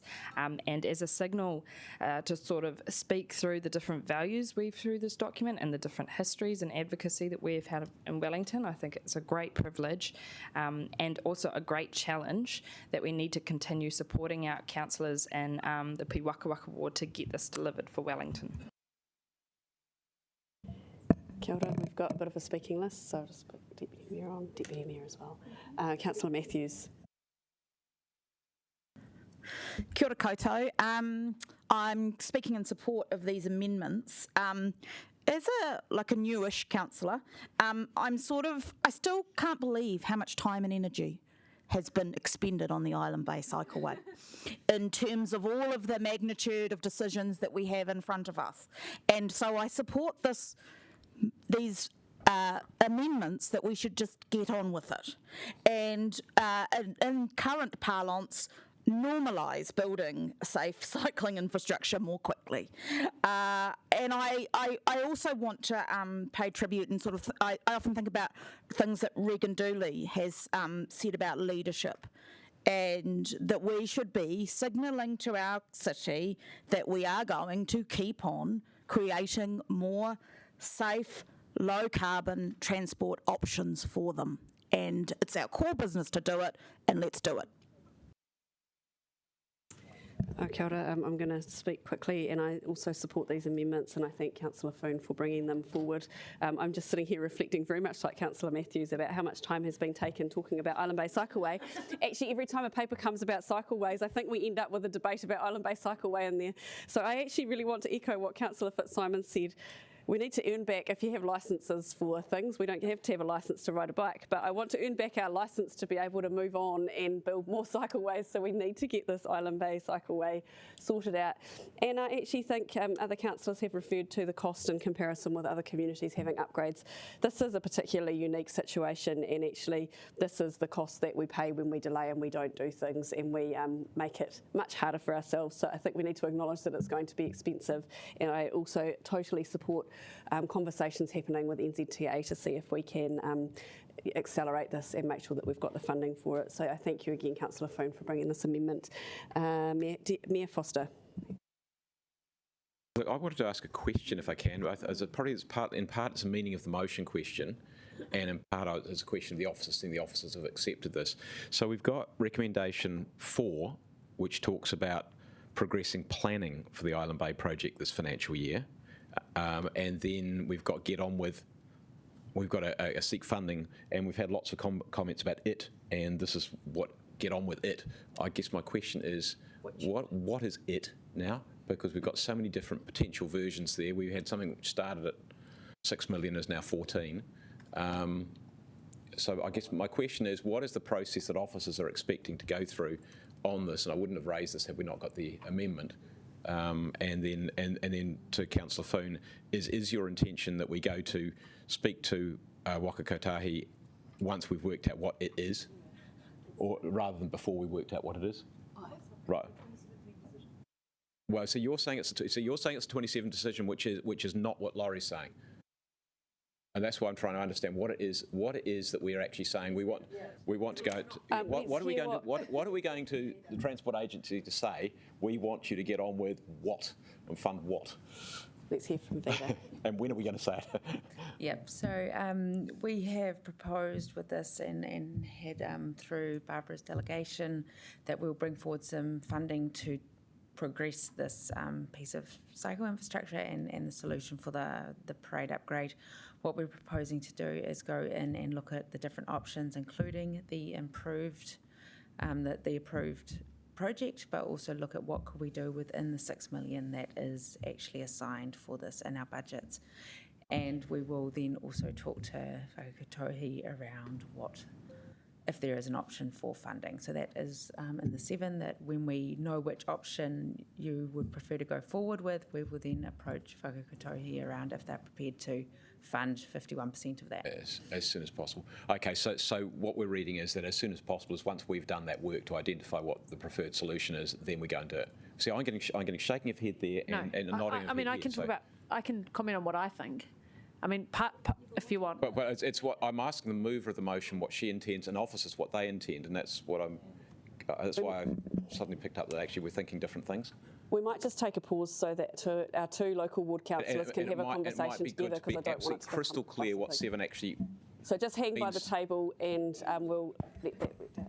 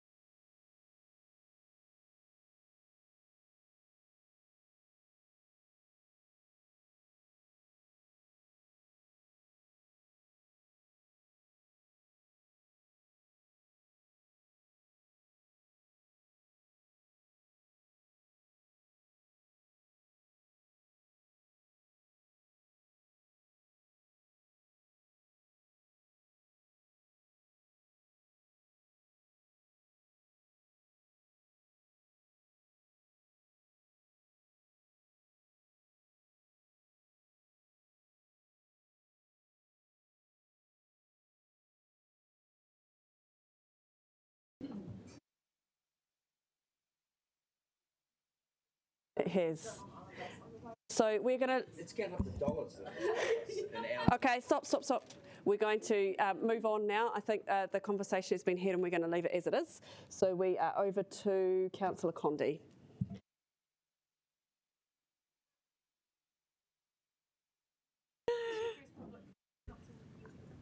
Yeah, I think so. Thank you. I think, you know, based on the conversations that we've had, I think I'm comfortable with number 7. I think we've got a real challenge here to say get on with it. We've got a council decision, but there have been significant cost escalation since that council decision. NZTA have made some changes to how they want to fund this since that decision was made. So I think it's appropriate that staff are going to go away and do some work for us. But I also think it doesn't actually do any harm to go back to Waka Kotahi and ask them to clarify their position and get something in writing for us and just see if we can make progress on that. So, you know, even though I do have concerns about the cost escalations and other things, I'm happy to support 6 and 7. Kia ora, Deputy Mayor Free. Yeah, thank you. Look, I will support 6 and 7, but I do just want to refer back to the email conversation that we've been quoted from between Regan and, I don't know, someone at NZTA, that Waka Kotahi NZTA could consider a funding application for the parade upgrade once the Newtown route has been agreed. And that's my understanding that that's their current position. And I just want to actually mention to you around the table that if they maintain that position, then we actually have to agree a route.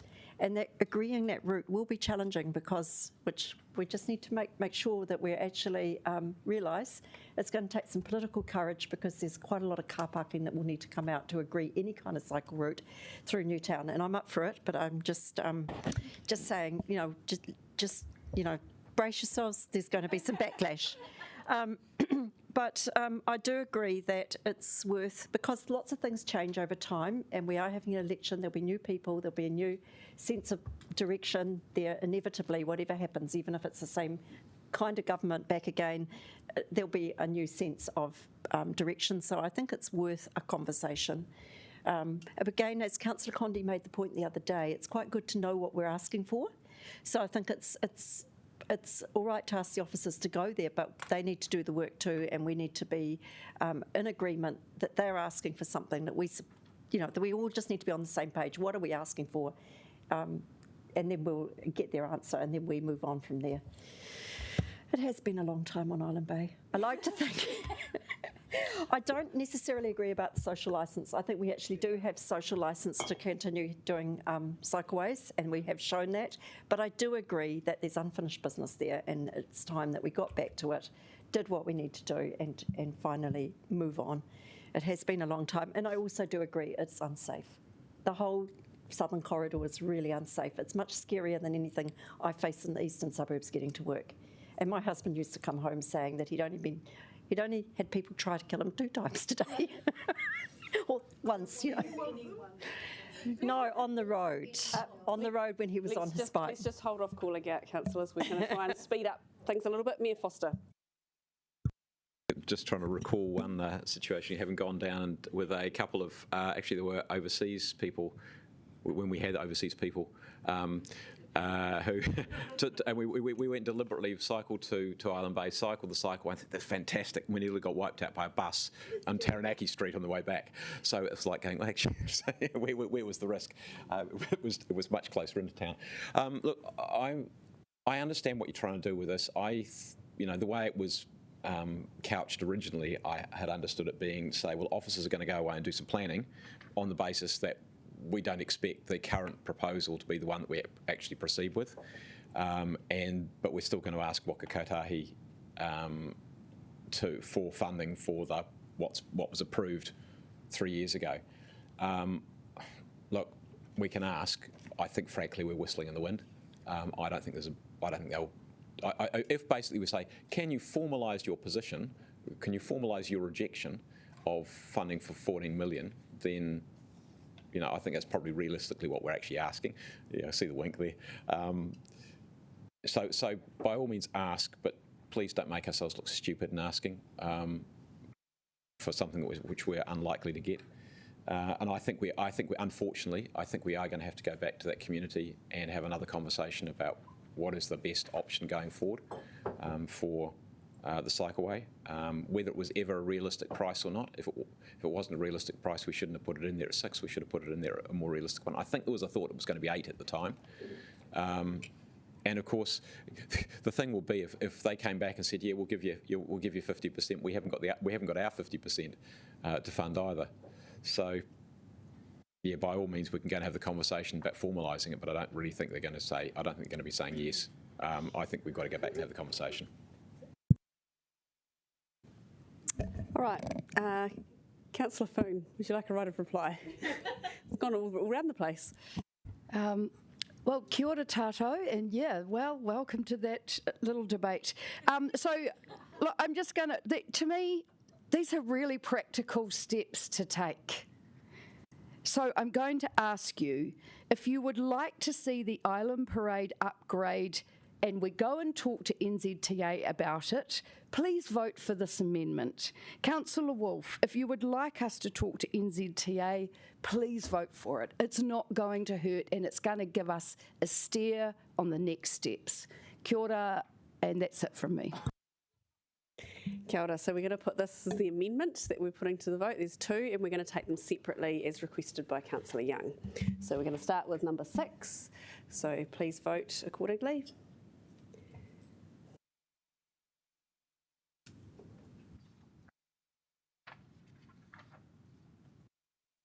So that is unanimous, and then we're going to vote on number 7. Please vote accordingly. We'll take a division on number 7. You can fix it. Oh, yep. Councillor Rush, thank you. So that is carried. Thank you. All right, so now we're back to the substantive. Councillor Pennant. Kia ora. Look, I just want to be really quick. I just wanted to take the chance to thank Councillor Free for her very able leadership in this space. It hasn't been easy, and obviously the staff have done a lot and the community as well, but I just wanted to acknowledge that because we didn't have many cycleways a few years ago and they've now been being built, so thank you for that. Yes, we do seem to have an issue with managing costs. Every area of council, whether it's water or housing or cycleways. So obviously we need to get a bit better on our processes, so we've got to keep working on that. And I just wanted to thank Cycle Wellington too for giving us a report card. What an excellent idea.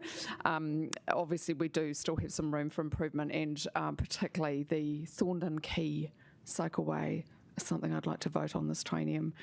How many votes have we now had on it? It's, yeah, at least 3, and it's time to put that one through because we cannot have people being put to such risk. But thank you again. I think it's important to celebrate the positive progress that we've made. Right, have we got Councillor Calvert? I wasn't going to speak to the substantive, but when Councillor Pennant mentioned Thorndon Quay Hut Road, I thought I would make a comment. So, can I just remind this table that in, I think it was December 2017, nearly 3 years ago, we did vote for some improvements on that area, enabling getting rid of some of the parallel parking or the angle parking, getting rid of some of the angle parking and also changing some of the parking times to enable, in particular, those people who were starting work a bit later because they had to drop their kids off to school could find a park. So that was going to be, we're going to clear that cycleway up until, I think it was 9:30. Those were never implemented. Again, decisions haven't been implemented. That may not have gone as far as some would have liked, but at least it would have gone some way to improving that area, and that was generally agreed by most people. So I just want to comment on that, and that would be something worthwhile for the cycle team to look at it. Some of these, that certainly is a quick win if we do it 3 years later. Thanks.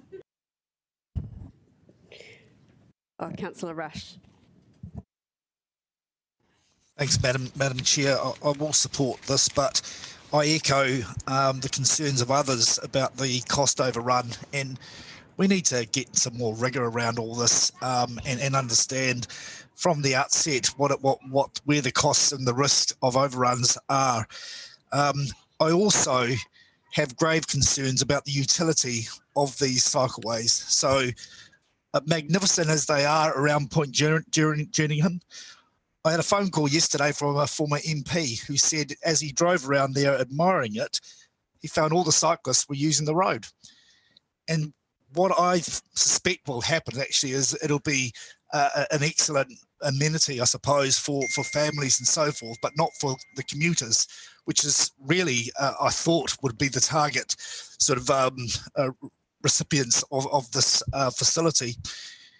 And on that note, I suppose, we do know that only 4% of commuters cycle, so it does seem to me to be quite a large subsidy to cycling from ratepayers, and that concerns me as well. But nevertheless, the Cobham Drive work does look magnificent. I do think we should be getting some credit from NZTA for securing State Highway 1, maybe even the airport.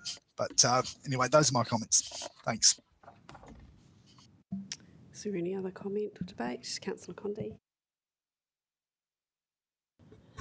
Thank you. And I just wanted to say, I think, you know, when we look at the Cobham Drive project as a project, it's been a fantastic success. The result of the project and what's been delivered for the city has been wonderful, and it's been a really great example of a project that's been really joined up, where we've done transport things, ecology things, seawall things. We've done a whole bunch of things at the same time, which is how we want to work in future as much as we can, because we know how much our communities hate it when we go and do one thing and then 2 years later we come back and do something else in the exact same space.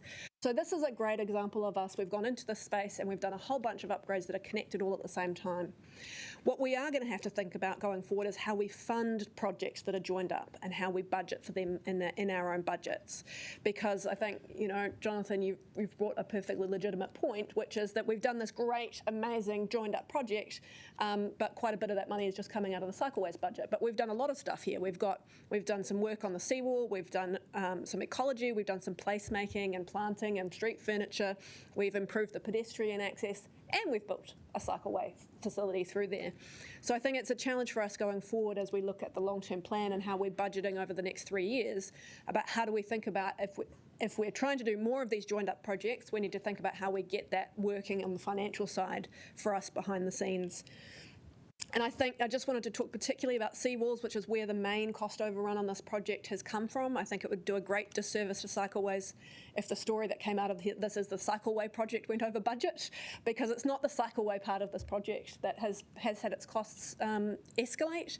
It is definitely the seawalls part of both of these projects that have had their costs escalate.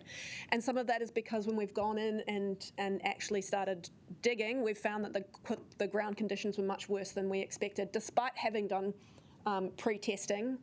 So the seawalls have really been one of the things that's been driving the costs here. And I think we've talked about the fact that we probably don't have enough budgets in our seawalls budget for doing a lot of the work that we're going to expect to see over the next 10, 20, 30 years. And I think we do need to think a lot more when we're doing work on seawalls about who benefits and who pays. And that's come up today when we've been talking about we've built this lovely seawall that's protecting the state highway. We have built a seawall that's not just protecting our assets, it's protecting the other people's assets.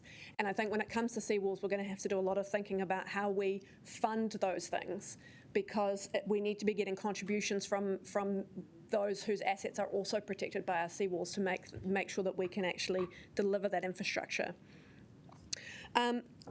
On the cycleways generally, I think I echo the comments that, you know, Deputy Mayor Free has delivered a whole lot of cycleways in the Eastern Connections in the last couple of years, despite all of our claims that we don't have social licence to deliver cycleways. So I think that is, there's no doubt that that Island Bay might be unfinished business, but we do have social licence in our city to deliver cycleways. We've delivered a whole bunch of them, and, you know, Jonathan said that these are world class, some of these facilities. So there is great work that's happening, and I think, going to you, Councillor Rush, your comment about not many people are using them. One of the things that we see in other cities who have been on this journey before us is that you don't see the significant uptakes in people using the facilities until you have a complete safe route to work. And the key thing I think we need to remember about the Eastern Connections is it's not finished. There are still significant sections of it that are not finished. And so it would be premature to be expecting to see a huge uptake on these as these sections come online. The moment that I expect to see more significant uptake is when we have a complete route that goes all the way through to the suburb, all the way into the CBD, and then people are going to be able to use it. And that's what international evidence and experience has shown us. I think, we talk about we want to go faster on cycleways and provide more protection, and that's, for our cyclists, and that's a really important part of this. But to go faster, we can't build everything world class. We've built some really great world class cycleways here, but we can't say we're going to build the entire network world class. So we need to be thinking about where do we need world class facilities in the city, and where do we just need good quality separated facilities.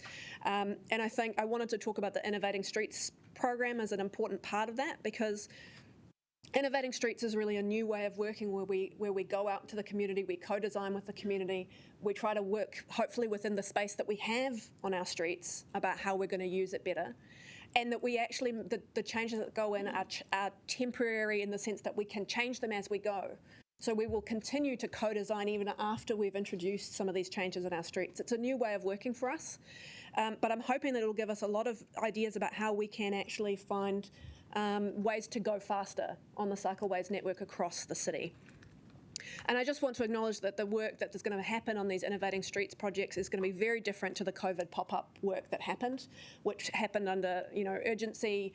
And this is really, Innovating Streets is really about tactical urbanism and how we go in and make changes in our streets with our communities, and how we can actually continue to make those changes even after we've implemented them, so we can be sure that we've piloted it and we've got it right before we start pouring concrete. So I think that there's some opportunities in these projects that are going to be really fantastic. And I just wanted to also acknowledge Councillor Foon's patience and all of our patience around partnership and Let's Get Wellington Moving. And I was thinking as well about the spatial plan. I was talking in the break, we've got these two really enormous pieces of work. Let's Get Wellington Moving and the spatial plan are going to set our city up for 30 years. And it's a privilege for all of us to be here at this period of time when we get to vote on those things that are going to influence our city for the next 30 years. But it is frustrating while they're up in the air at the moment. There are huge interdependencies between those two projects. And it means that there are a few things that are still we have to put on hold while we wait for the big picture to come into view. And I acknowledge that that's frustrating. But I also acknowledge the amazing work that's going on both of those projects, and that they're going as fast as they can. And we are going to get, as we land those projects early in the new year and going forward, we're going to get a lot more clarity, and we're then going to be able to push the go button on some of these smaller projects that have been in a holding pattern. We don't love being in a holding pattern, but the reason we're in a holding pattern is because we've got these two amazing pieces of work happening that are going to give us the opportunity to reshape our city for the next 30 years. So we just need to be ready. I think once we bring those pieces of work in, we need to be ready to go with all the other smaller things that we want to be going forward as well. So I think that's, some of the work the staff is going to do on this is going to get us ready for that starting gun when we can start making progress on some of the smaller pieces that fit into that bigger puzzle. Kia ora. Kia ora, Councillor Wolf. Firstly, I'd just like to congratulate officers on learning from Island Bay in respect of the consultation and engagement that has happened to date. I think it's a real big one. I look at what we've achieved in the last wee while, and if you look at the waterfront from Queen's Wharf down to Point Jerningham, we have a route that we can be really proud of.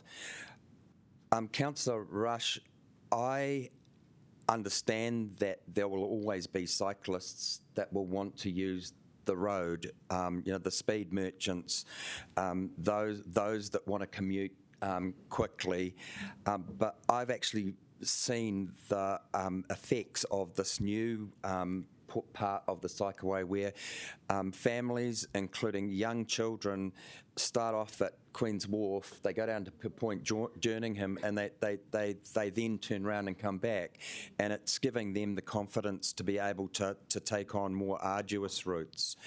I'm going to highlight the fact that had the Island Bay bit been options, I would have voted for it. But the amendment as it was placed referred to the 2017 side of things, and I could in no way, shape or form support that. I'd also like to congratulate all involved in Cobham Drive, but it was easy because it's an easy piece of road. But in saying that, that is best practice, and we do have to look to do that. But sometimes, as Councillor Foon, I think, said, there does need to be compromise, and we do need to listen to our communities. So, yeah, thank you. Kia ora.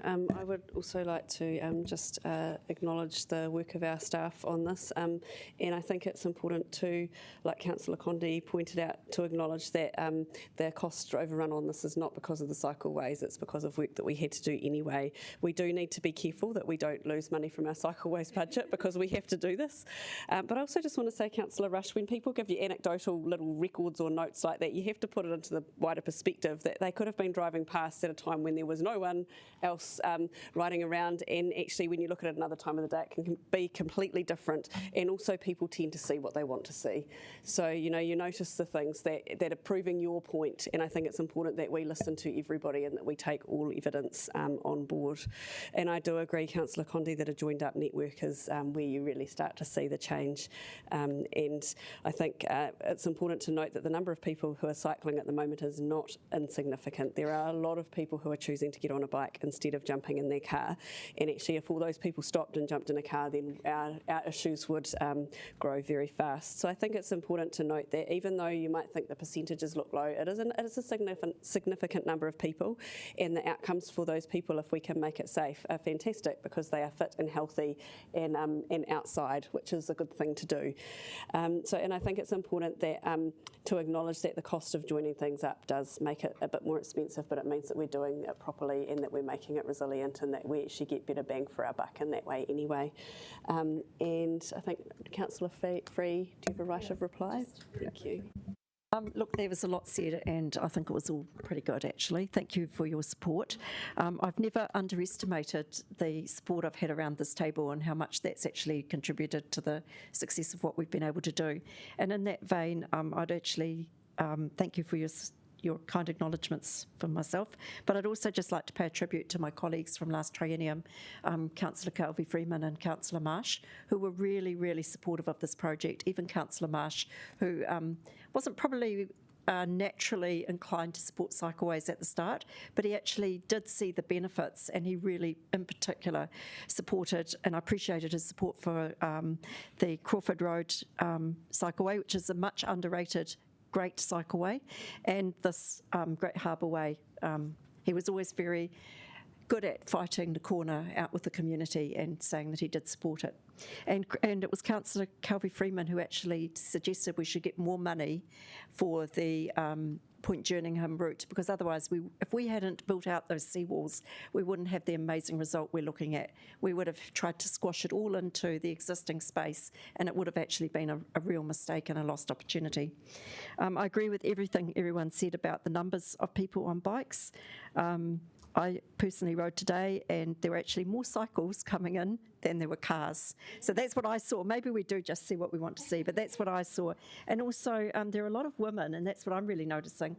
There are a lot of women with these bikes now that you can put children on the back, increasing numbers, and we'll only get that when we have really safe, easy cycling infrastructure.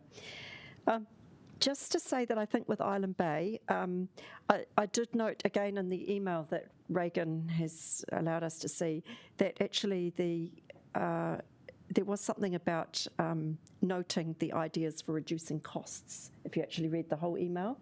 And I think we do need to be a bit cognizant of the fact that cycleway roading upgrade projects, and it's not just the cycleway, it's everything we have to do around that, there is the potential for the costs to really balloon. So I do think with Island Bay, with the amount that we were planning to change curbs, there's quite a risk of increasing costs.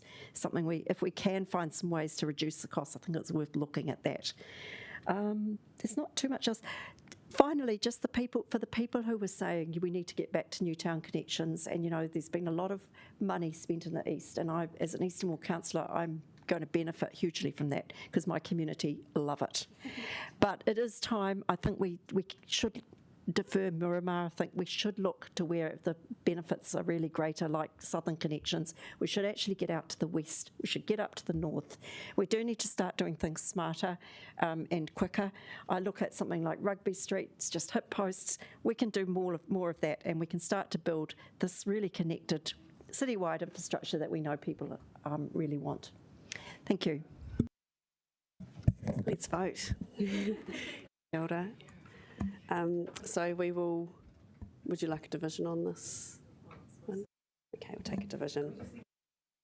It's all there. Number seven separately. So can we have you got that okay? So number 7 separately. Cool. This is 1 to 6. Substantive. Oh no, so it's 1 to 6. And can we take a division, please?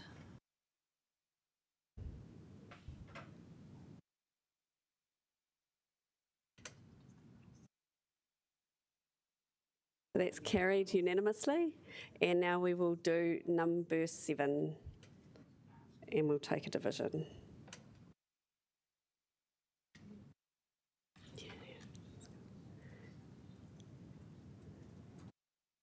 That's open now, thank you.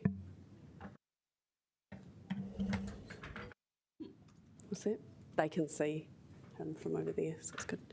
Okay, so that's carried. Thank you. Right, we're going to rock on through. So we're up to item 3.1, which is CCO Subcommittee report back on the final statements of intent. So I'll ask Councillor Condi to introduce the report.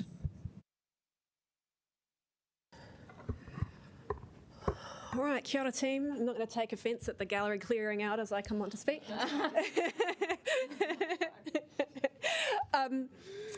We had a great meeting of the CCO subcommittee where we had all the council-controlled organisations to come in and speak with us. One of the things that we really acknowledged at that meeting is that the incredible uncertainty that we find ourselves in at the moment with COVID-19, and so the fact that as we perform our accountability role going forward over this year, that we're going to obviously be taking into account the fact that there's incredibly changing circumstances of the CCOs as we interpret their performance against their SOIs. So we, I recommend this to you that we accept all of these statements of intent, which were prepared under a set of assumptions that were provided to the CCOs by our staff, so that they were all prepared on the same set of assumptions about COVID, which at the time we thought were very conservative. And then we've had a second round of lockdowns and they didn't seem quite so conservative after all. So they seemed a bit more on the money. But that was useful because it means that we know CCOs have prepared their budgets and their plans on the same set of assumptions. I don't think I have anything to add beyond that, except that I haven't arranged a seconder. Have we got a seconder for this? Thank you, Councillor O'Neill. Would you like to speak to it? Well, thank you. Would anyone else like to speak to this paper? Councillor Pennant. Just really briefly, I'd just like to thank the CCOs for all their work. It's been, a really, really hard year. And thank you to the committee, obviously, for going through all that, that large document. So just Councillor Condi formally, through the chair, about that we look at those consistent measures around accessibility, waste, environmental protection, harassment, and there'll be other things that maybe councillors will come up with too. So I don't want to annoy you by coming to your committee. Hopefully we can do it here. Just following on from our discussion earlier in the morning, the William Wakefield Memorial. It is time now to do something. There was a lot of emotion, obviously necessary emotion, earlier in the year, and this might be a better time just to start having a conversation about how we remember our history, and this will be a good one to start with. So I look forward to having conversations with you, as I also look forward to having discussions about insurance. Thing which will really undermine the city. So I'm glad that the CCOs have highlighted the challenges that they have got in that space. But thank you very much, Councillor Condi. Big job you've got there. Kia ora, would anyone else like to speak to this? Councillor Condi, would you like a right of reply? Very quickly to say everyone's always welcome to the subcommittee. None of you would be an annoyance. We're always happy to have you. What you wish for. I know. And just to say that we are already thinking about letters of expectation for next year, and that we want to lift our game around the letters of expectation that we send out next year.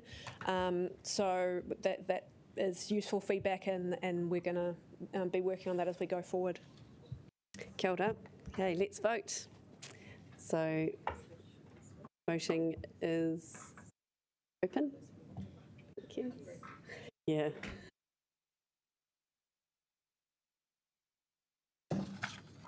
Sorry. Oh, Councillor Foon. Yes, we're just going to keep ourselves moving at the moment so that we can get to have some lunch. Okay, so that's carried unanimously. Yes, so I'd like to now call on Councillor Fitzsimons to introduce the Social and Recreation Fund report of the meeting of yesterday. Was it only yesterday? It's been a busy week. But yeah, so if Councillor Fitzsimons can introduce this report. Yeah, it's my pleasure to introduce this report, and I will make some comments, although I am mindful that people are looking for their lunch, but I'm also mindful that Zeal have sat through our whole meeting, and now we're considering their application. So this is for an allocation of just over $134,000, and it's, I think, a very, very important project, as we've heard this morning. It focuses on engaging the most disconnected young people on Wellington streets, many who have fallen through the cracks. And to quote from their funding application, what they say is that the use of synthetic drugs, antisocial behaviour, truancy, homelessness, violence, vandalism, alcohol abuse and misuse, and petty crime are some of the major problems that we seek to address. And we know that police have given this council really clear warnings that Wellington street culture has become very dangerous. We were even warned by the police that we will see fatalities if action is not taken. And I do just want to refer to some of the quotes in the funding application from Zeal about, I think, give some insight about the value of this project. And these are from young people who've used Zeal. When we get bored, sometimes we get into trouble. If Zeal was open at night, we would definitely hang out there instead. I love Zeal and always want to go there more. If it was open at night, me and all my friends would go there instead of hanging out on car park roofs. Zeal's cool. There's mean food and the staff help you with stuff. It seems like they actually care about us. So many of my friends don't want to be home at night because their parents and houses are crazy. So we meet up in town and walk the streets. There is nowhere to go, especially in winter. I have nothing to do at night. I never want to go home. Home sucks because my dad doesn't care what I do. There's nothing to do unless you're 18, so we usually hang out at the skate park, but it's dumb. Sometimes it can be scary at night. All my friends hang out on the streets. The cops try and get rid of us, but there's nowhere to go. We need somewhere safe to chill.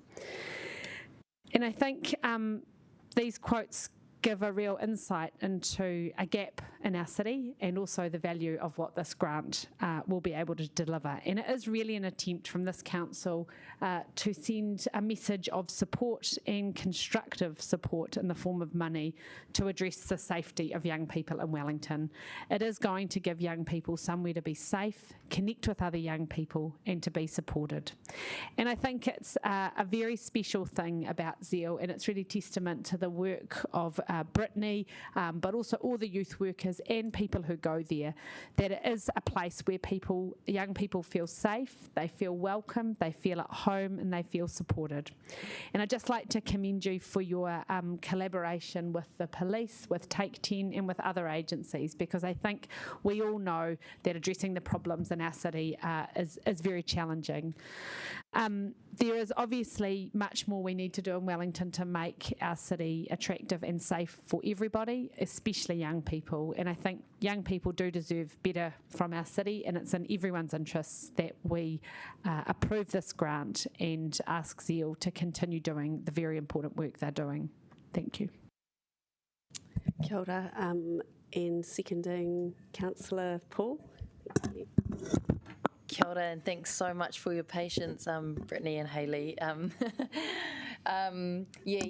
guess I'll just say that like I've known of your work for a long time through people like Te here and yourself, Hayley, and just, incredible mahi that you do, very transformational, and have been able to see the change that it makes in young people's lives to be cared for and to have a safe place to hang out and be themselves. So thank you for all the work, and hopefully this adds to that. And I guess we should all arrange to go and hang out with them one night and have a look.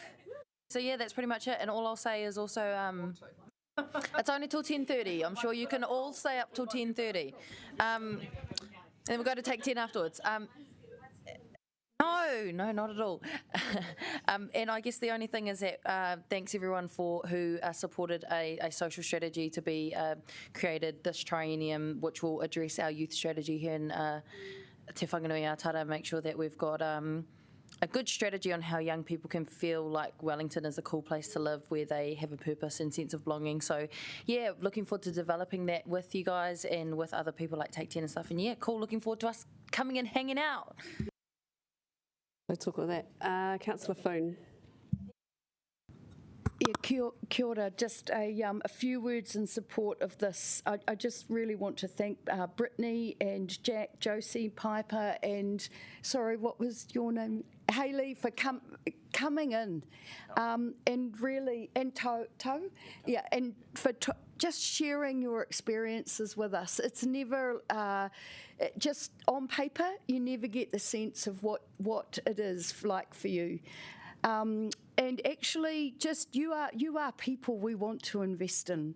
And sometimes that's what it's about, projects, names, brands. I mean, I know Zeal's been around for such a long time, but you are bringing so much energy and desire and hard mahi to this that we want to support you in that, so that you know that it does make a difference when you bring that kind of energy to it. So kia ora for all our rangatahi that you are supporting. Kia ora. Kia ora, Councillor Rush. Thank you, Madam Chair, Brittany, Hayley and others. What an absolute pleasure to have you come to us today. A very unexpected surprise.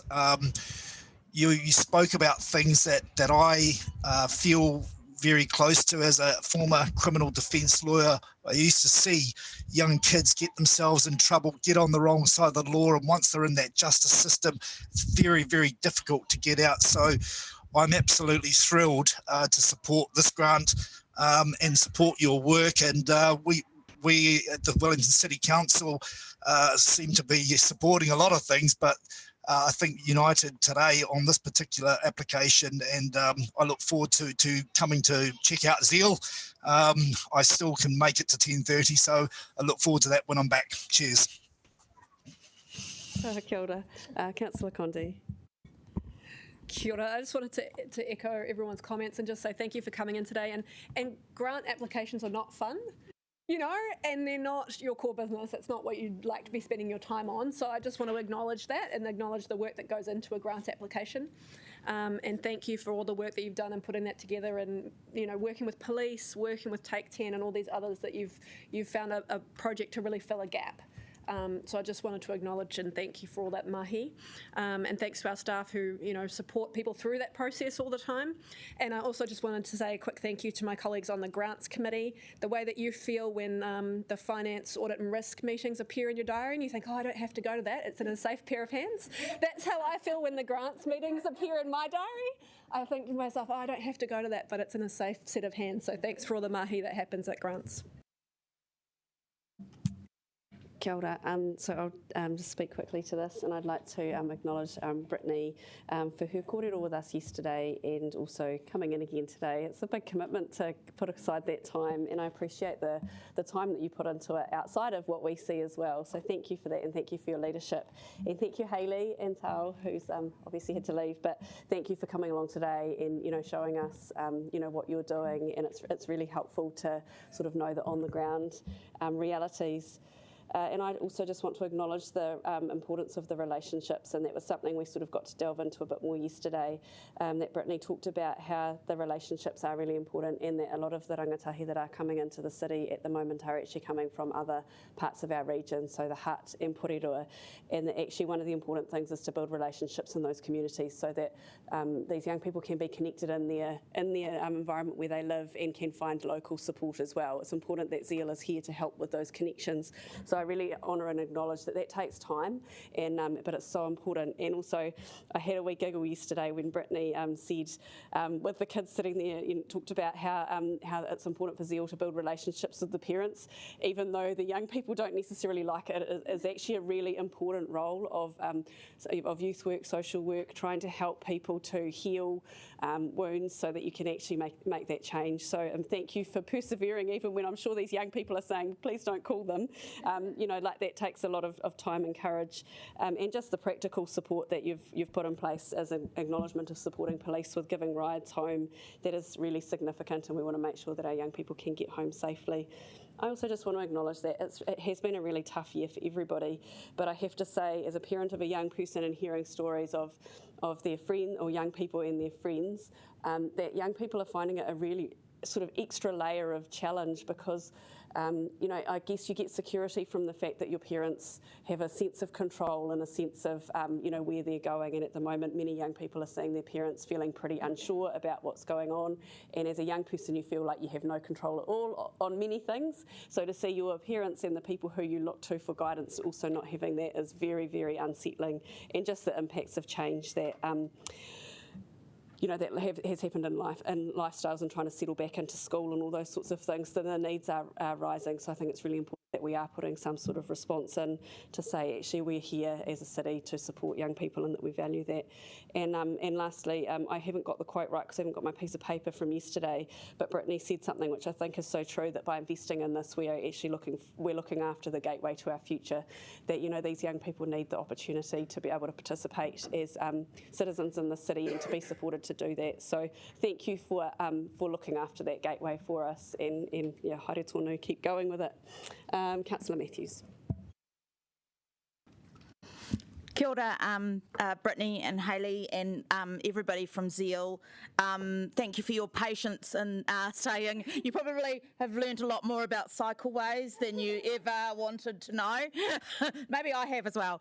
I just wanted to very, very briefly like Councillor Day, just kind of reflect as a parent of a young person, of a teenager at home, that she has a lot of privilege, nearly 15, and she, but we're very lucky to have, a violence-free home and, strong relationships with our whānau, and just, she, and food and warmth and all of those things. So, but it would make me really, feel a lot better to know if she was out in town with her friends, that there was somewhere that they could go, and that where they would be looked after. So that's a very comforting thought, I think, to parents, and a really massive gift that you're giving our city to be able to support this. Councillor O'Neill. Kia ora, and just to briefly speak in support of this application and to say how proud I am that when there is a big need in Wellington that communities pull together and fill that need as well. I was first introduced to Zeal when I was about 15 and 16, and a mate of mine, I went to St Mary's College, and a mate of mine out in Titahi Bay, her older brother had died in a car crash. And the difference, and that kind of broke up the home a wee bit, and we sat in many, many disciplinary hearings with the principal, and we sat in many disciplinary hearings and got driven home by cop cars and all the other rest and stuff like that. But when things sort of just fall apart and you find yourself in crisis, and it was quite literally by word of mouth that one of our mates, her auntie worked at Zeal, and we skipped school one day and went down. But what that kind of infrastructure did was lift up a group of friends that were really struggling how to deal with really adult issues as well, and to acknowledge that when you're 15, 16, and a lot of the spaces provided to you are parties, train rides away filled with drugs and alcohol, those free spaces that you used to offer us talking over the break is the cool fluoro discos that we used to go to. But to acknowledge that work is still there, and that's really recent as well, and a lot of that need we can't see, and I'm super proud that proposals like this has been supported through the grants process into council, and will hopefully be leading the way, and will hopefully stick around and endure and continue to receive support and funding there. So kia ora. Kia ora. We're just going to change the seconder for this because Councillor Paul has had to leave for a minute, so Councillor Matthews will second. I'm liking that pie that Councillor Rush is eating. It looks hot, that pie. Don't forget to blow on it. Thank you. Right, what we're going to do now is we're going to vote because we are getting much closer to our lunch. Voting is open. You just vote. We just had to change the second. I think was the only problem. Yeah.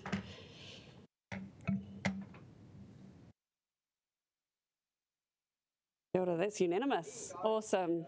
So good message to our rangatahi.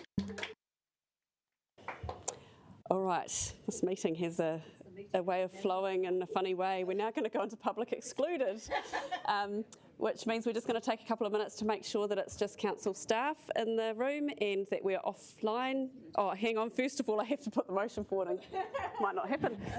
So officers are recommending that the public is excluded from the following part of the proceedings of this meeting. So I'll move the motion that is on our in our papers. And do I have a seconder? Thank you, Councillor Condi. Is there any debate? No, we will now vote. Councillor Fitzsimons, can you come and vote, please? It's just public excluded. And, Mayor Foster, we need you to vote because you're in the room. You need to vote. Thank you. Kia ora.